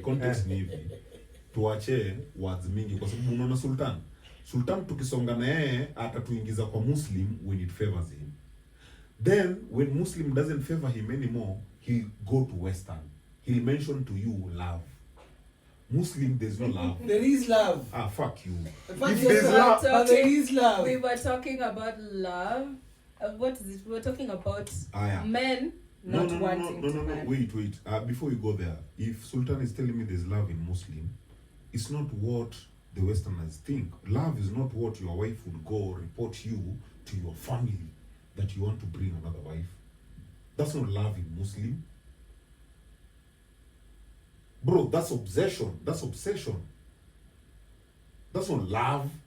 In Muslim, love was the man could decide what he wanted. You couldn't do that. So Sultan, yours is not Muslim. Yours is Westernized Muslim. Even Muslim, you are told there is something called mutual agreement. You're supposed to inform your wife that you're marrying a second wife. Inform. You are supposed to Bro, inform. let me tell you, Sultan, I have very many Muslim friends. Now niambia, mi hadi Mungu wauliza. Uko supposed Marika to wangu, Muslim. wait. Marika wangu, hadi Mungu wauliza. Bro, you are adding another wife. Hey, bro, see you just got a second wife. Ako like, bro, see I can get another wife. Namuuliza na bibi yako wa kwanza ako, si akufiti. Si yeye nimemweka poa. Mbona ajali mwenye naongeza? Si yeye niko na yeye bado. So hii yenye unaweka mutual agreement, don't you think it's relevant based on your side just to justify your fucking puny ass nature of getting out of your religion? Remember there are rules and regulation before you get a second wife. First of all, you have to treat all equal, all of them equal. Second thing, you have to share days. So before informing her, how will you share days without informing your wife? Okay. But I have another wife. So Sultan, by the time you're going for this other woman, you will not realize that. No, from tomorrow, that's what I'm telling you about information. That means. So ukienda kumwambia, by they have realized No. I can have another woman and I will be dealing with her these days and these days. Yes, that's information. But your wife didn't agree with it, and No. then you dropped it. No, I told you because of the love. And because there of, you go. You see? because of the love and the Eh, care, no, and because this is the mother of my I am kid. dealing with that Look, shit. look, As in because this is the mother of my you kid. people want to You know, mix this our is just language. want to You argue people for want the to sake mix of our argument. language. No, you just want to, because you see when you marry, when you are courting with somebody, there's something called respect. I don't know if you know that. No, just hold. Sultan, There is I'll somebody stop who you has there. sacrificed her I'll time stop and you her there. womb I'll stop and you there. and Sultan, I'll stop you there. she has left all the men who came for her. That's her and problem. That's her problem. She was not supposed to leave anyone. You, as a Muslim, your She family picked me. was supposed picked you. Picked me. Picked you. Yeah. So you're pedestalizing your No. fucking woman. I'm not She picked you or you picked her? whichever way. She picked him. Whatever way, whether she picked me, she chose me, she decided to get married to me. You, let me tell you, you better tell us it's Mariam, because me in fact, if you tell me Mariam is your wife, I'll take it slow and I won't ingilia you, because both of you are my friends online. You know, because the more you talk, I'm here like, what the fuck am I listening to? As in, Sultan, what the fuck are you trying to promote? You're not promoting Islam. You're not promoting Christian. You're not promoting the society. What you are normalizing is your fucking sick self. No, You want yes. people to be like you. I'm a human being. I have to care with the people who are around me. Yeah. Especially the person who I share bed with. The person who cooks for me. The person who makes me sure that I'm okay. Now, previously, let me use our society. The men didn't give a shit about love. In my society, the men gave a shit about respect. They didn't give a shit about love. Whether you love them or not. Naona nilisema wanaume wetu walikuwa wakiingia boma, they'll make noise. Hey, mbona mmeacha? Why have you left the gate open? Hey, why haven't you tied this the livestock? Why haven't you milked the cow? They're just making noise so that because they were not in the boma, they're making that noise so that whoever is in that boma can leave because the man has come. Bro, our women could get pregnant by other men, but don't show it in my face. We didn't give a shit about love, bro. Men gave a shit about respect. I don't give a fuck what you're doing, but respect me the moment I fucking show up. So you bullshit unaniletea hapa ati, oh, because it's the woman I love. Fuck you. Yeye ndio yenye by this hizi jela ikitokezea, you'll be fucking raped. Because you have so much feminine energy in you, you don't even see it. You think whatever you're doing is right, then you want to normalize whatever you're doing by imposing religion in it. Fuck you. It doesn't work like that. If we are using religion, then let's follow religion. If we are using sultan, then let's follow sultan. If we are using the society, then let's follow the society. Don't fucking mix lingos here ndio tupoteze. That's a feminine kind of thing. Hapo ndo saizi ndio tumeshikwa na feminists. Kidogo I identify myself as a dog. Life is a choice. Choice makachia. No, life is a choice. What you choose and what I choose. We are just here. We're here to survive. I don't There think is no rule book in life. There is a rule There book. is Sultan, no there is rule a book fucking in rule life. book. You know, You ujinga create hii your upenda own kusema. rule book. Victims like saying that. Victims like saying there's no rule There is book. no victim. There is a fucking rule You're the book. one who's talking like Sultan, a victim. No. Let me tell you the rule book in life. Huh? Fucking work hard. Fucking don't be lazy. Be fucking consistent. Those are rules, bro. And they fucking work. Are they working or not? Of course they're working. Yeah, so what is this you're saying? There's no rules in life. If you're stupid in life, you'll face the stupidity in life. True or false? But we said God help both help themselves. Who's fucking God, bro? God You're talking to helps. someone who's a fucking God. So which is this Are God you a you're God? telling me? I'm a God. Soft life fucking God. Kwani mchizi nini? You're talking to a God. You're asking me to listen to a fucking God. Let me say this. What God am I listening I to? don't think love and marriage have much to do with each other. I don't think the existence of love guarantees a successful marriage. Thank you. And when marriage started, it was mostly about, first of all, just making sure that the baby is yours. You know, because there were no ways in Are you history. married? Are you I'm married? not. Thank you. In history. Sultan, And it's that's okay. what- You might want to disqualify. No, just let her talk. That's what I'm telling you, Sultan. I know you want You to people disqualify. don't listen to the young people. No, I don't want to disqualify my view because I'm not married, but my view has a point, yeah? Because those are among the things I'm not going to walk into unless it's a certain way. Love is not enough. It's not enough to make a marriage work.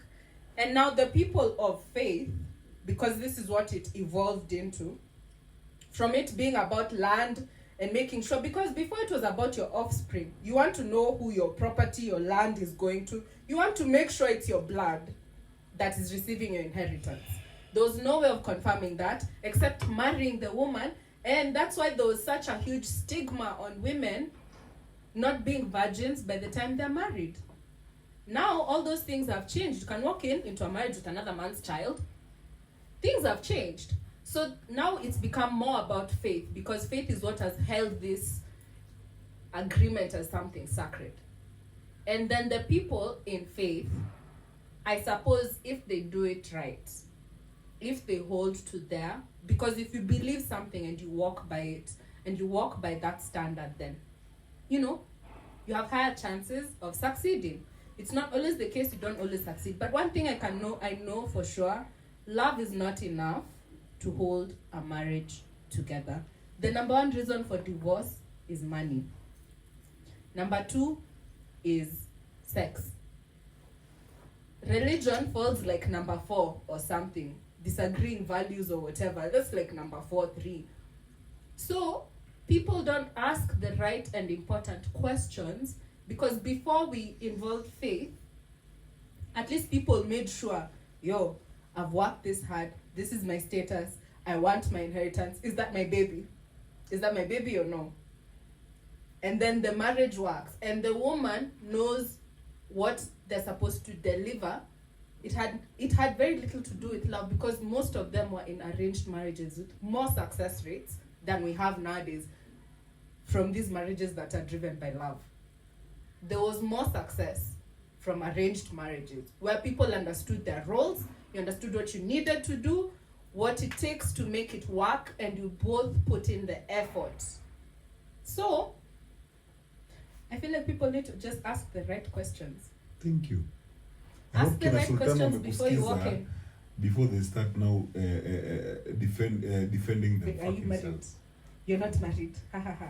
Sultan, let me tell you. And I will not be if it's for those reasons. It's so fucking annoying. It's so fucking annoying. And it's going to get more annoying. When, no, you haven't even heard what I'm saying. It's so fucking annoying when someone, in fact, when a man talks about love.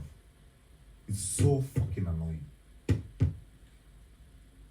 It's so fucking annoying when a man talks about love. Bro, I appreciate, in fact, I love it when a woman talks about love. Because women can take you there.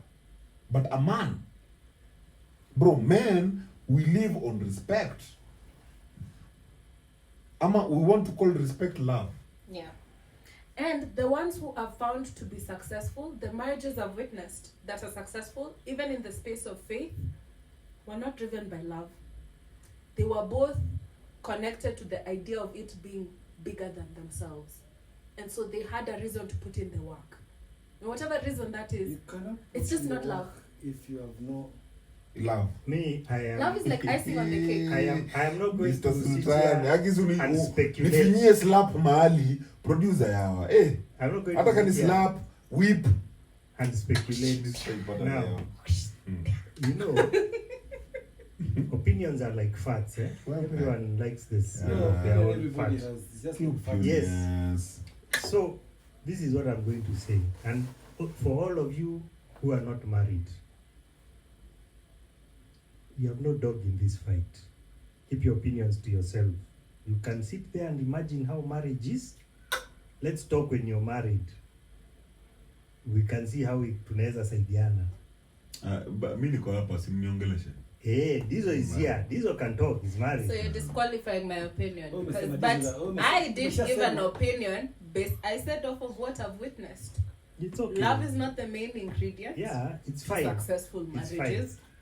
But So you have no what dog you're in saying this is fight. love is a main ingredient. You can differ. Niambie No, ni but tofauti I've since you're not there. talked about love. Yeah, I told you guys I don't believe in love. But that's what she said, bruh. As in, what You're are you saying? disqualifying my You're disqualifying opinion. her, and then unasema, as in, can you You just also listen to her don't- opinion and then talk about her opinion? Now, she's talking about love is not the thing that is maintaining marriages. Do you agree with that or not? Fuck whether she's married or not. And like I said, I don't believe in love. Yeah. So why are you disputing her Why are you fucking disputing opinion? I'm just keen on You want me to wait till where I get married to advice make this comes point? from. Yeah. Yeah. I'd rather listen to someone like Sultan, who has been married for very many years and has raised children, and his children are grown up, than listen to someone who's not Then married. you know what, Soli, what you're doing is Yes. you are not encouraging a fucking conversation from both ends. As in, these guys You want to who hear are not them? in marriages are seeing.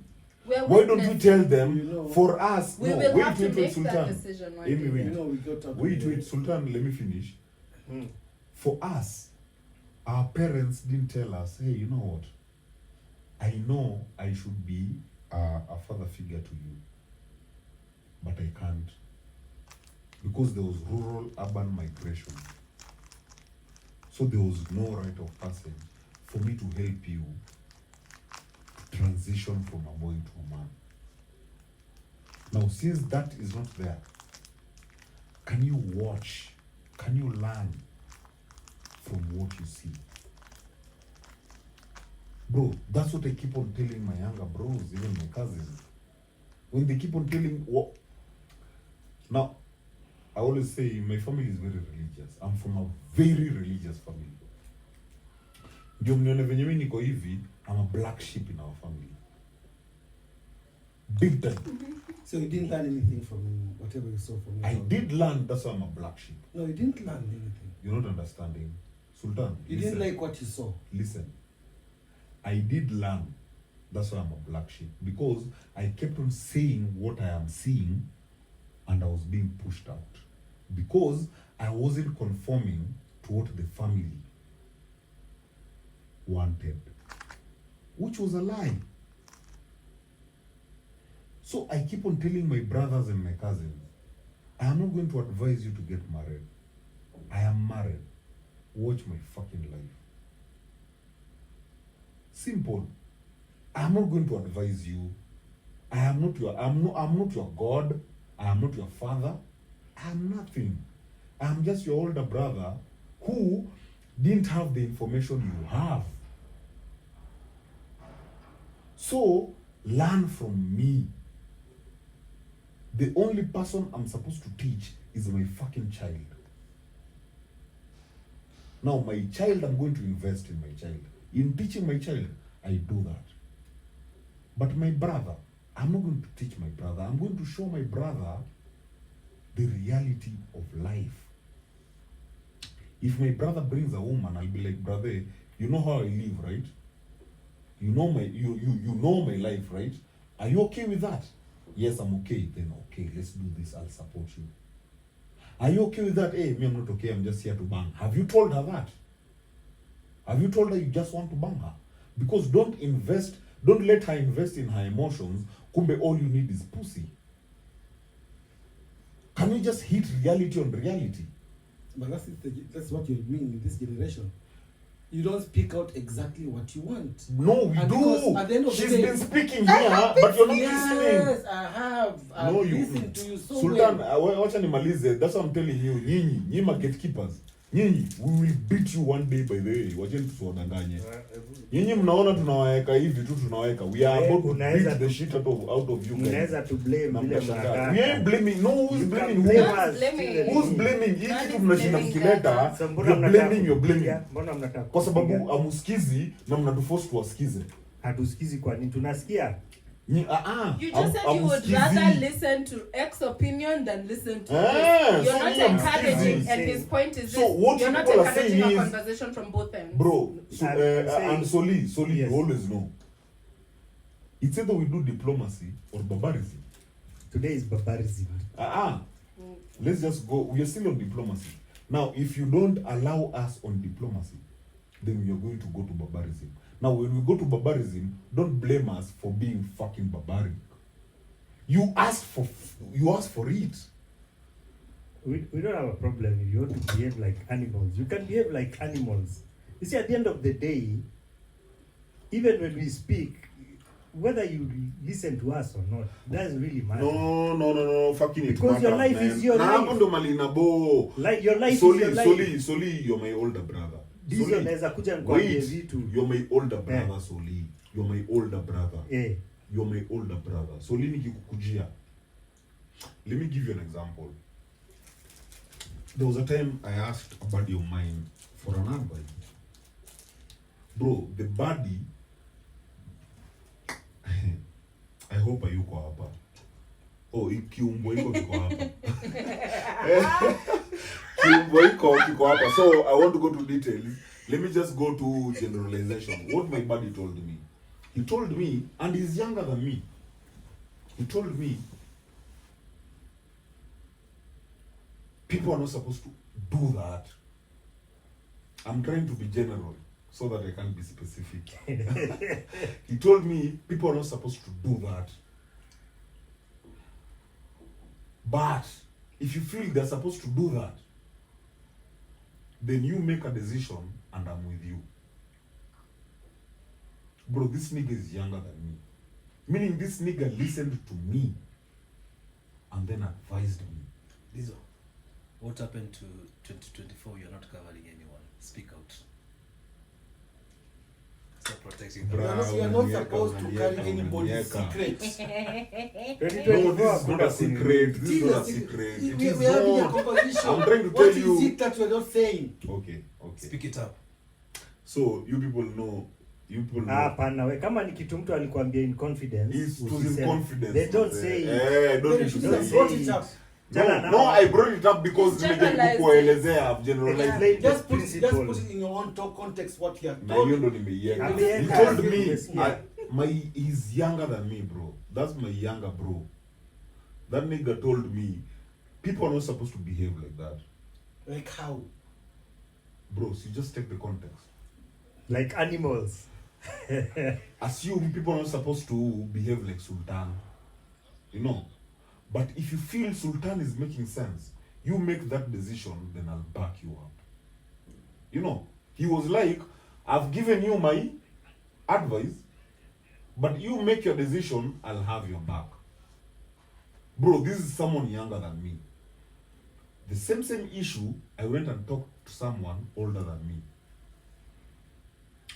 You know what that person told me? Vumilia, brother. As in, you know, life is like that. Just hold on. Who the fuck am I supposed to listen to? The younger generation. Rubbish. Listen to the one you want to listen to. Bro, let me tell you, and this is how I always compare older generation to younger generation. This is a personal thing. Me use my grandma. My grandma was so fucking old. She died last year, I didn't really share. My grandma was so fucking old, but anytime, what was good about my grandma was, anytime I would be condemned, the last person I'd end up to was my grandma.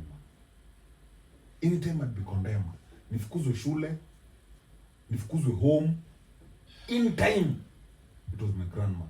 And you know what my grandma used to tell me? Full time. Umekula. Have you eaten? Hey. Where are you going to sleep? Wait. Get you where Wait. you're coming from. Where are you going to Why sleep? you're a black sheep? Wait. Mm-hmm. Where are you going to sleep? I'd be Now like, I I'm get going to sleep here and very, here. very Oh, so well. you're okay. Tomorrow in the morning, come and get breakfast here. Thank you. My grandma didn't give a shit how ugly I was You. or whatever was portrayed. Bwanangu, my husband. Now I get to my husband because all Your husband's you. Now drop angalia that old shit. generation. No, we ain't Angalia doing old no generation. husband as far. That's Hey, the family. Wacha That's all ongea. the- Yeah, husband sio. Wacha Mwambia ongea. drop hiyo naye. Bwana. Aseme my husband wakati ya. Babu, mtoto wote alilelewa na nyanya. Alitendekezwa watoto wote. Even in our family, there's one brother of mine. Yeye peke yake alilelewa na nyanya, and he's different from the rest of us. We are 6 of us. Lakini yeye tabia yake ni ile mtoto anataka kubembelezwa. Yeye atakuwa na ideas totally different from ours. Kochi niulize kwa sisi venye tuko. Sultan nikuulize kwa sisi venye tuko. Nanda kubembelezwa. Pungine Niko so sensitive. Mtoto wa nyanya. sensitive sio. Kaka. Ndio nakwambia. Nijibu naye tuko hapa hivi na wewe, si Sasa ndio? ndio nimekwambia nimekuelewa Diesel. Hujanielewa. Wewe unataka kuniweka, unataka kuniweka kwa situation yako. Unataka kuniweka kwa situation yako. Nilikuwa black sheep before my fucking grandma. Ni nyanya amekutendekeza, nile mtoto anafichwa paka ile uji. Watoto wamelala. Baba, my husband jam. Njoo.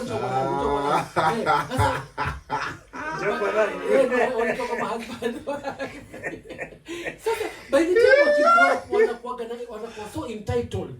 Everything you want the things to go their way. You can never argue with them. They are so protective. This Very goes back to sensitive. the generation I know. thing. We're not Sasa- encouraging conversations No. from You're both not, sides. you're not, Sultan. Let me tell You're you. not. After Mama- if that's the case, you want that entitled person's opinion, Yeah, and you want to be given two sides of the coin. Given Sultan, even if nikuulize, hujanielewa kitu. Nishamuelewa wewe. Ngoja nikwambie. Yeah, and by the way, utaelewa. Unaona, Nzuri ngoja. sana. Unaona ni nyanyangu ndo alinifanya ni entitled, si ndio? Hivyo ndivyo unaona. So you just explain. Haya, wacha nikueleze vizuri. Sultan, mimi was born on a fucking silver platter. Unanielewa? Na hii sikufichi. Hii hata sifichi mtu. And I've kept on saying that shit. Bro, soft life yangu mali nimeitoa. Mimi sikuzaliwa kwa shida. Bro, mimi sijui shida. Nilipata shida nikimea. Nakuja na realize, kumbe tunaweza lala njaa. Kumbe unaweza kunywa uji bila sukari. I didn't know that shit. soft life. There was no fucking grandmother in my fucking life, bro. Me, I was born on a fucking silver platter. Ngoja nikwambie vizuri. Ngoja tulia. I was born on a fucking silver platter, Sultan. Hii nataka muelewe nyi wote hadi Soli. Soli naye yeye ujua kimpango. Ni ile tu anataka kujifanya. Naelewa dizi. I was born on a fucking silver platter. Sultan, I grew up on a silver platter. Mimi sikuwa na shida. Then my silver platter was taken away. Haikuchukuliwa hadi kidogo. Yote. When I was still young. You are rebellious. I'm not, bro, I was rebellious even in a fucking silver platter. Bro, even my family, my real fucking family, didn't like me. And I was born in a silver platter. Bro, I wasn't rebellious because of anyone. I can assure you. I wasn't rebellious because of anyone. Bro, I've been rebel. This is how I was born. Chenye dem alijaribu kukwambia, hamuelewi conversation. Kuna mtu anaweza kuja kukwambia kitu, nyinyi msha judge, mnataka kuflow na chenye nyinyi mnadhani. But it's not like that. Sultan, I came to start relating. Kama saizi you can ask any of my friend. Uliza mtu yote umeshainiona na yeye, mtu yote. Sultan mupenda life ya Island. Nikiwa hapa Nairobi, mupenda life ya Island. Nikienda Ocha, mupenda life ya Ocha. Because you diss us. Yeah? And the way you diss us. I diss you guys, man. Where do I end up? Like Amy, I've where do always you wondered, get me? Like, I'm always in Island. I'm always in fucking Island, man. As in, I love the life here, but I can't live here. Bruh, I can't live in this shithole. I wasn't born in this. I don't know how to relate to this shithole. But I don't know how to. I know how to party with this shithole. Wewe ni kama Yesu wa Islands, eh? Mimi Yesu wa Island. Niweke hivyo. And then I know how to party with this shithole. unarudi mbinguni kwa baba. Nikimaliza siwezi lala huku. Bro, anytime unisikie nimelala Islands, I'm always on drugs till morning. Na nikilala huku Oyugi hata anaweza nisaidia sana. Different type of vigilance. Nikilala huku nimelala kwa Oyugi. Na kama unajua Oyugi ni bonge la soft life. Bro, hapa mali mnaniona niko base ya soft life. Unapata? Sitokagi hapa kama siendi mahali si soft life. Nikitoka hapa naenda kwangu. Nyinyi wote mnaweza testify. Unapata? Bra. Usieke ati ni nyanyangu alinifanya nikuwe venye niko hivi. Bro, I was born in royalty. My grandfather from my mother's side, royalty. My grandfather from my father's side, royalty. Miss Quaiters, Miss you shida, bro. Ni venye najua kuadapt. Now the fact that najua kuadapt, I don't know how to be a fucking victim. I've never been a victim. From the moment you people have known me, I've never been a victim. Sultan, you don't know my story. Nikakupatia story yangu utashangaa mbona bado mimi si victim. utashangaa. But yet nikikwambia about grandmother wangu unaanza kuona ni grandmother wangu alinispoil. No, my grandmother is the only person who fucking accepted me. Sasa nikakwambia hujanielewa, nilikwambia ni ile ulikokuwa ni entitled na ulikuwa unataka mtu wa kukupush. Nataka sio. Yes, ndio nakwambia. Hey. Yeah, wana spoil. It doesn't matter whether you come from a rich family. Nataka sio. Akipick mtoto mmoja katika family, huyo mtoto anakuwa spoiled. Siku zote angalia family zote. Watoto wote wamelelewa na nyanya. Have you ever looked at it? Wacha nikwambia, have you ever looked at it? Mtu yote grandma amepick is an old soul. Have you ever looked at it that way? What do you mean old soul? Huyu mtu yamempick, nyinyi mnamuona ka spoiled mkimuongelesha. Hapana. Huyu mtu si mjinga. Ana vitu mingi heavy. Yeah. Zenye nyinyi hamjui, lakini venye nyinyi mmekuwa na wazazi wenu mnaona huyo mtu ni mbaya. Hamutaki kusikiza huyo mtu. Si habari atakuwa ni mbaya, ni kuwa anakuaga so entitled, everything mnataka kufanya anaona kama mko against yeye. Sasa unakuta yeye amekuwa protected na nyanya. Sasa anakuwa kama segregated from that family. Anakuta sasa anakuwa either so protective ama anakuwa so victim mood kwa everything mtakachofanya anataka kujidefend kwa anaona kama amekuwa ametengwa. Sultan, can you talk about someone you know? I talk of because that's not what people who are raised by their grandmothers who are like that. Because he's an old man. Paka kuna vitu vingine nikikasirika, I have to find a way ndio nitakavyomuongelesha ndio aweze kuunderstand asiko kwa sababu atakuwa sasa hivi na feeling ataona kama anamwataka. But my youngest brother naweza kumwambia anything. Lakini huyu lazima ni pick my words. Sultan, turudi nyuma ndio nikwambie wewe usikizagi vitu, usikizi for shit. Turudi nyuma. Sultan, umenijua, si ndio? Si nimesha understand niambie unajua best yangu? Sijui best yako wewe. Ujui Oyugini? Oyugi sina ongeaji. Unajua miaka za Oyugi? Tuachie hapo. Unajua best yangu? Aujui Solini? Solini best yangu. Unajua Solini miaka ngapi? Ni mtu wa 40s. Hapo. Kaka wewe si best yangu. Wewe si best yangu. Niambie best yangu mwenye unamjua, mwenye ni mdogo. Bro, mimi nitakuletea best yangu mwenye ni mdogo wangu. Ndio huyo mwenye nilikuwa namuongelelea huyo. Best yangu ni mdogo wangu. Ni mdogo wangu. Na sasa merezio na grandmother. Mimi si. Huyo best yangu, wacha ni check kwanza kama yuko. Mimi ndio nimuongelelee. Ngoja kwanza ni check kama yuko. Thank God. Thank God ameenda. So ninakuaga na best yangu mwenye mufanya naye football KE. Unanisikia? Anaitwa Galamo. Ndio mdogo sana. Ndio mdogo. I know Lamo. Lakini ukibonga naye bonge la old soul. Old soul. I agree with you on that. Unaniget? Na hajareziwa na grandmother yake. So Sultan, ongelea brother yako. Usigeneralize na generalize. Watu wote nimeinteract ambao wamekuwa kidogo interaction with their grandmothers. Wanakuaga na grandma boys. Wanakuwa na ile feminine, yani wanakuwa so entitled. That's what I'm saying, entitled. Alafu hawataki kupingwa. They always feel they are always right. Wanataka kila kitu kiwe chao. Yani wako so selfish. Mimi soma pale ujisome naye. Jisome. Ama tusome. Men age like one. Why? Sultan ameenda. Kaende. Sasa unaona sasa this is get into his feelings. Kwa sababu nimemwambia ukweli. Sultan. No, tena pia usini-confuse when I'm passionate na feelings zangu. Sultan by the way mko very passionate. Haikuwa ati I'm into my feelings. Unaget? I'm very passionate. Uliza mtu yote hapa hivi. Mjamaa siku za kwanza alidhani muingie into my feelings.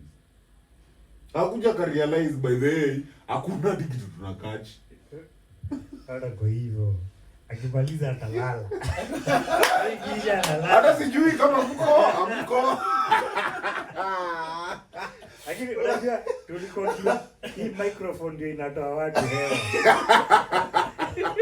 Hata Sultan alitumia last time after show immediately akabla. Aje mala. Ulichu. Kabisa. Na nilikwambia hapo ukiwa peke yako hapa. No, Lazima mwagike lakini hapa lazima kuna mahali mwagike. nilikuwa.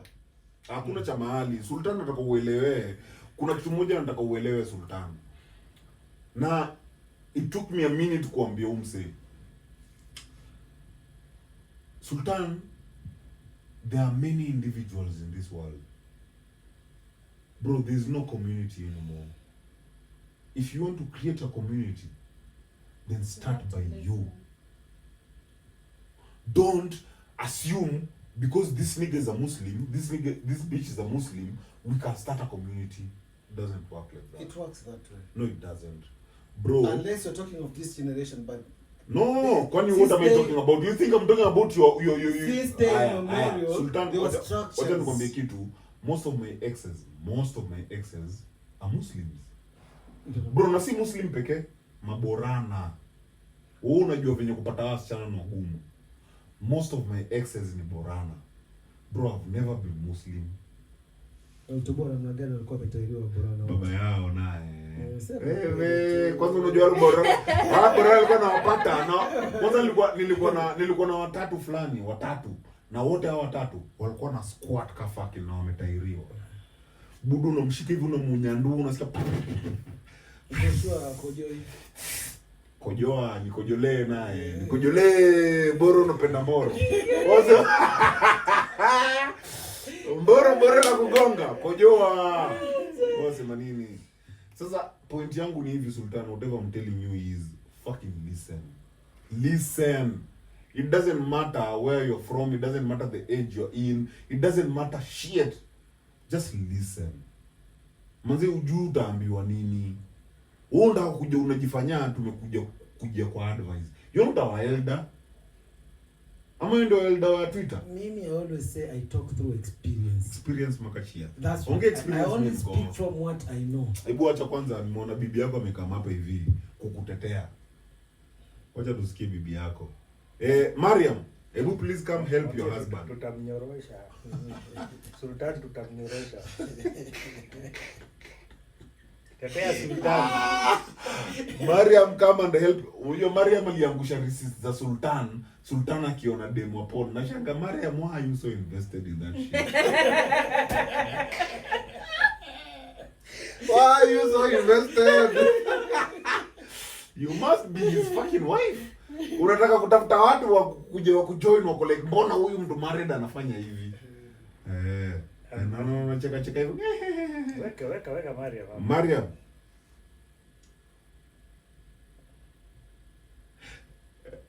Producer, I can't hear Mariam. Oh. There's a way she laughs, but then Mariam has a fucking laugh. I hope I'm not talking about your wife though. Aongea kwani? Mariam ucheka fiti. Mariam anaweza cheka umbao. Azini hiyo tu kucheka tu, acheke tu. Umbao. Muulize kama ni borana. Mariam is speaking.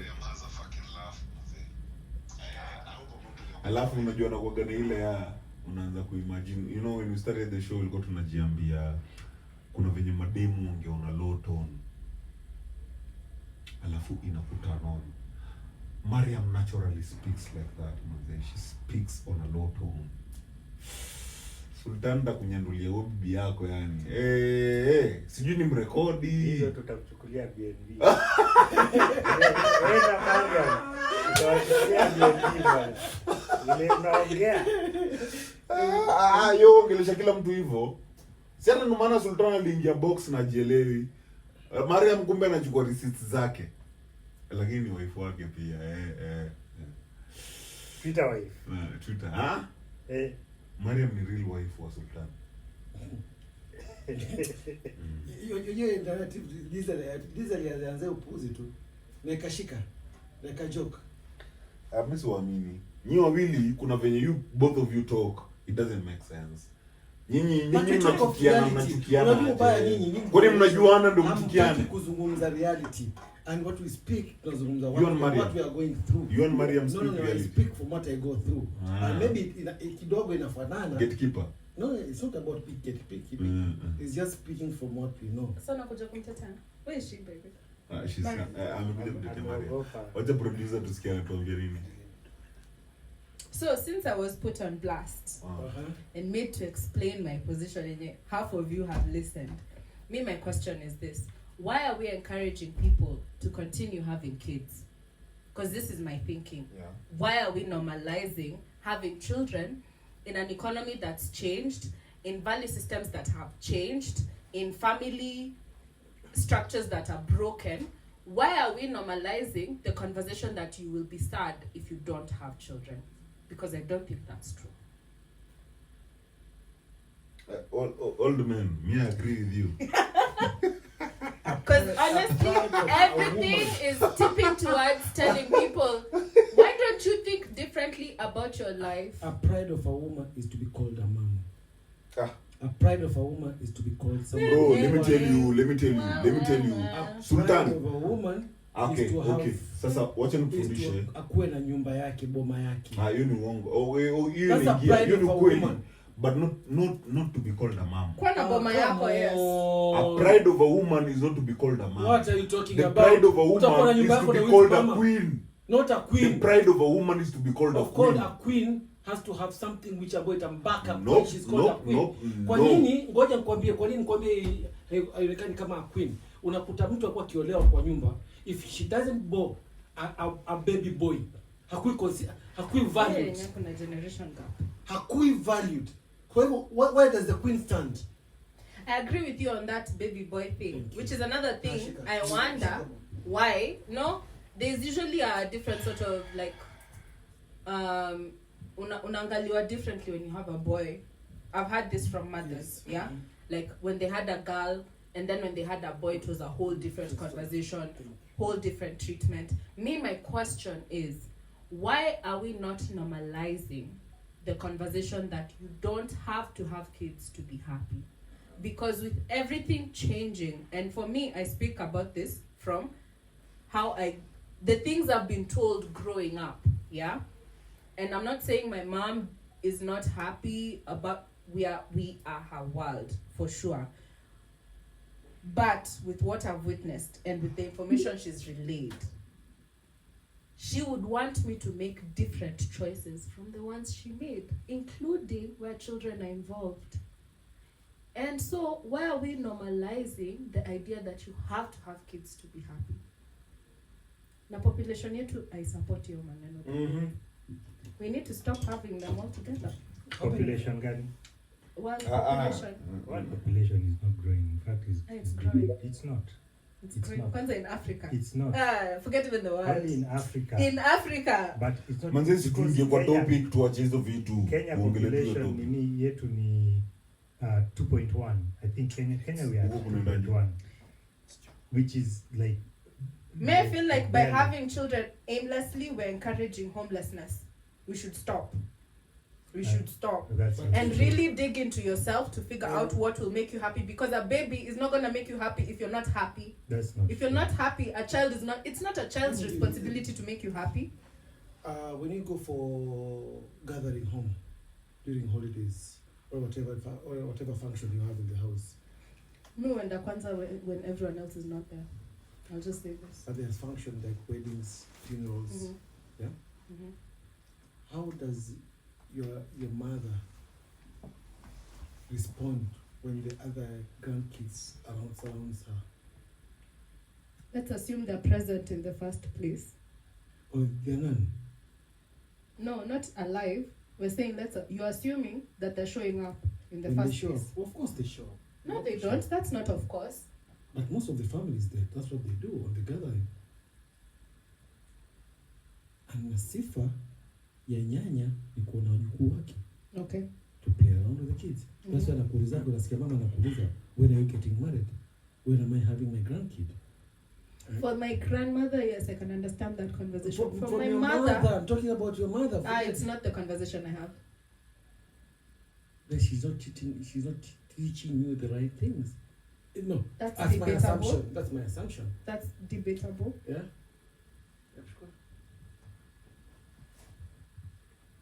You can decide not to get married.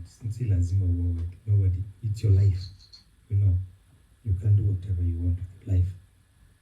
But the conversation here is, when you talk about the human family and moving the human family forward, the human family is not made by careers, is not made by money, it is made by people. And if you're not adding on to the human family, then as far as the conversation of the human family is concerned, you're obsolete, you're irrelevant. Let's even remove money and all those things. Let's Yes. just talk trauma. Some people are just bringing in and Trauma, perpetuating trauma. trauma works different. Trauma destroys women, trauma builds men. It's different because men and women are different. Yeah. But that's true, I mean. As in, trauma builds men, trauma Destroys women. women. So we Trauma makes men absent No. and emotionally unavailable. No. What do you mean emotionally unavailable? This is another. This is another. Maintain Twitter. Hey, what a producer. Go ahead. So this is another thing, that this emotional intelligence, a lot of mambo jumbo that the West has brought. Intelligence is intelligence. An intelligent person will know how to navigate emotional stuff and any other need.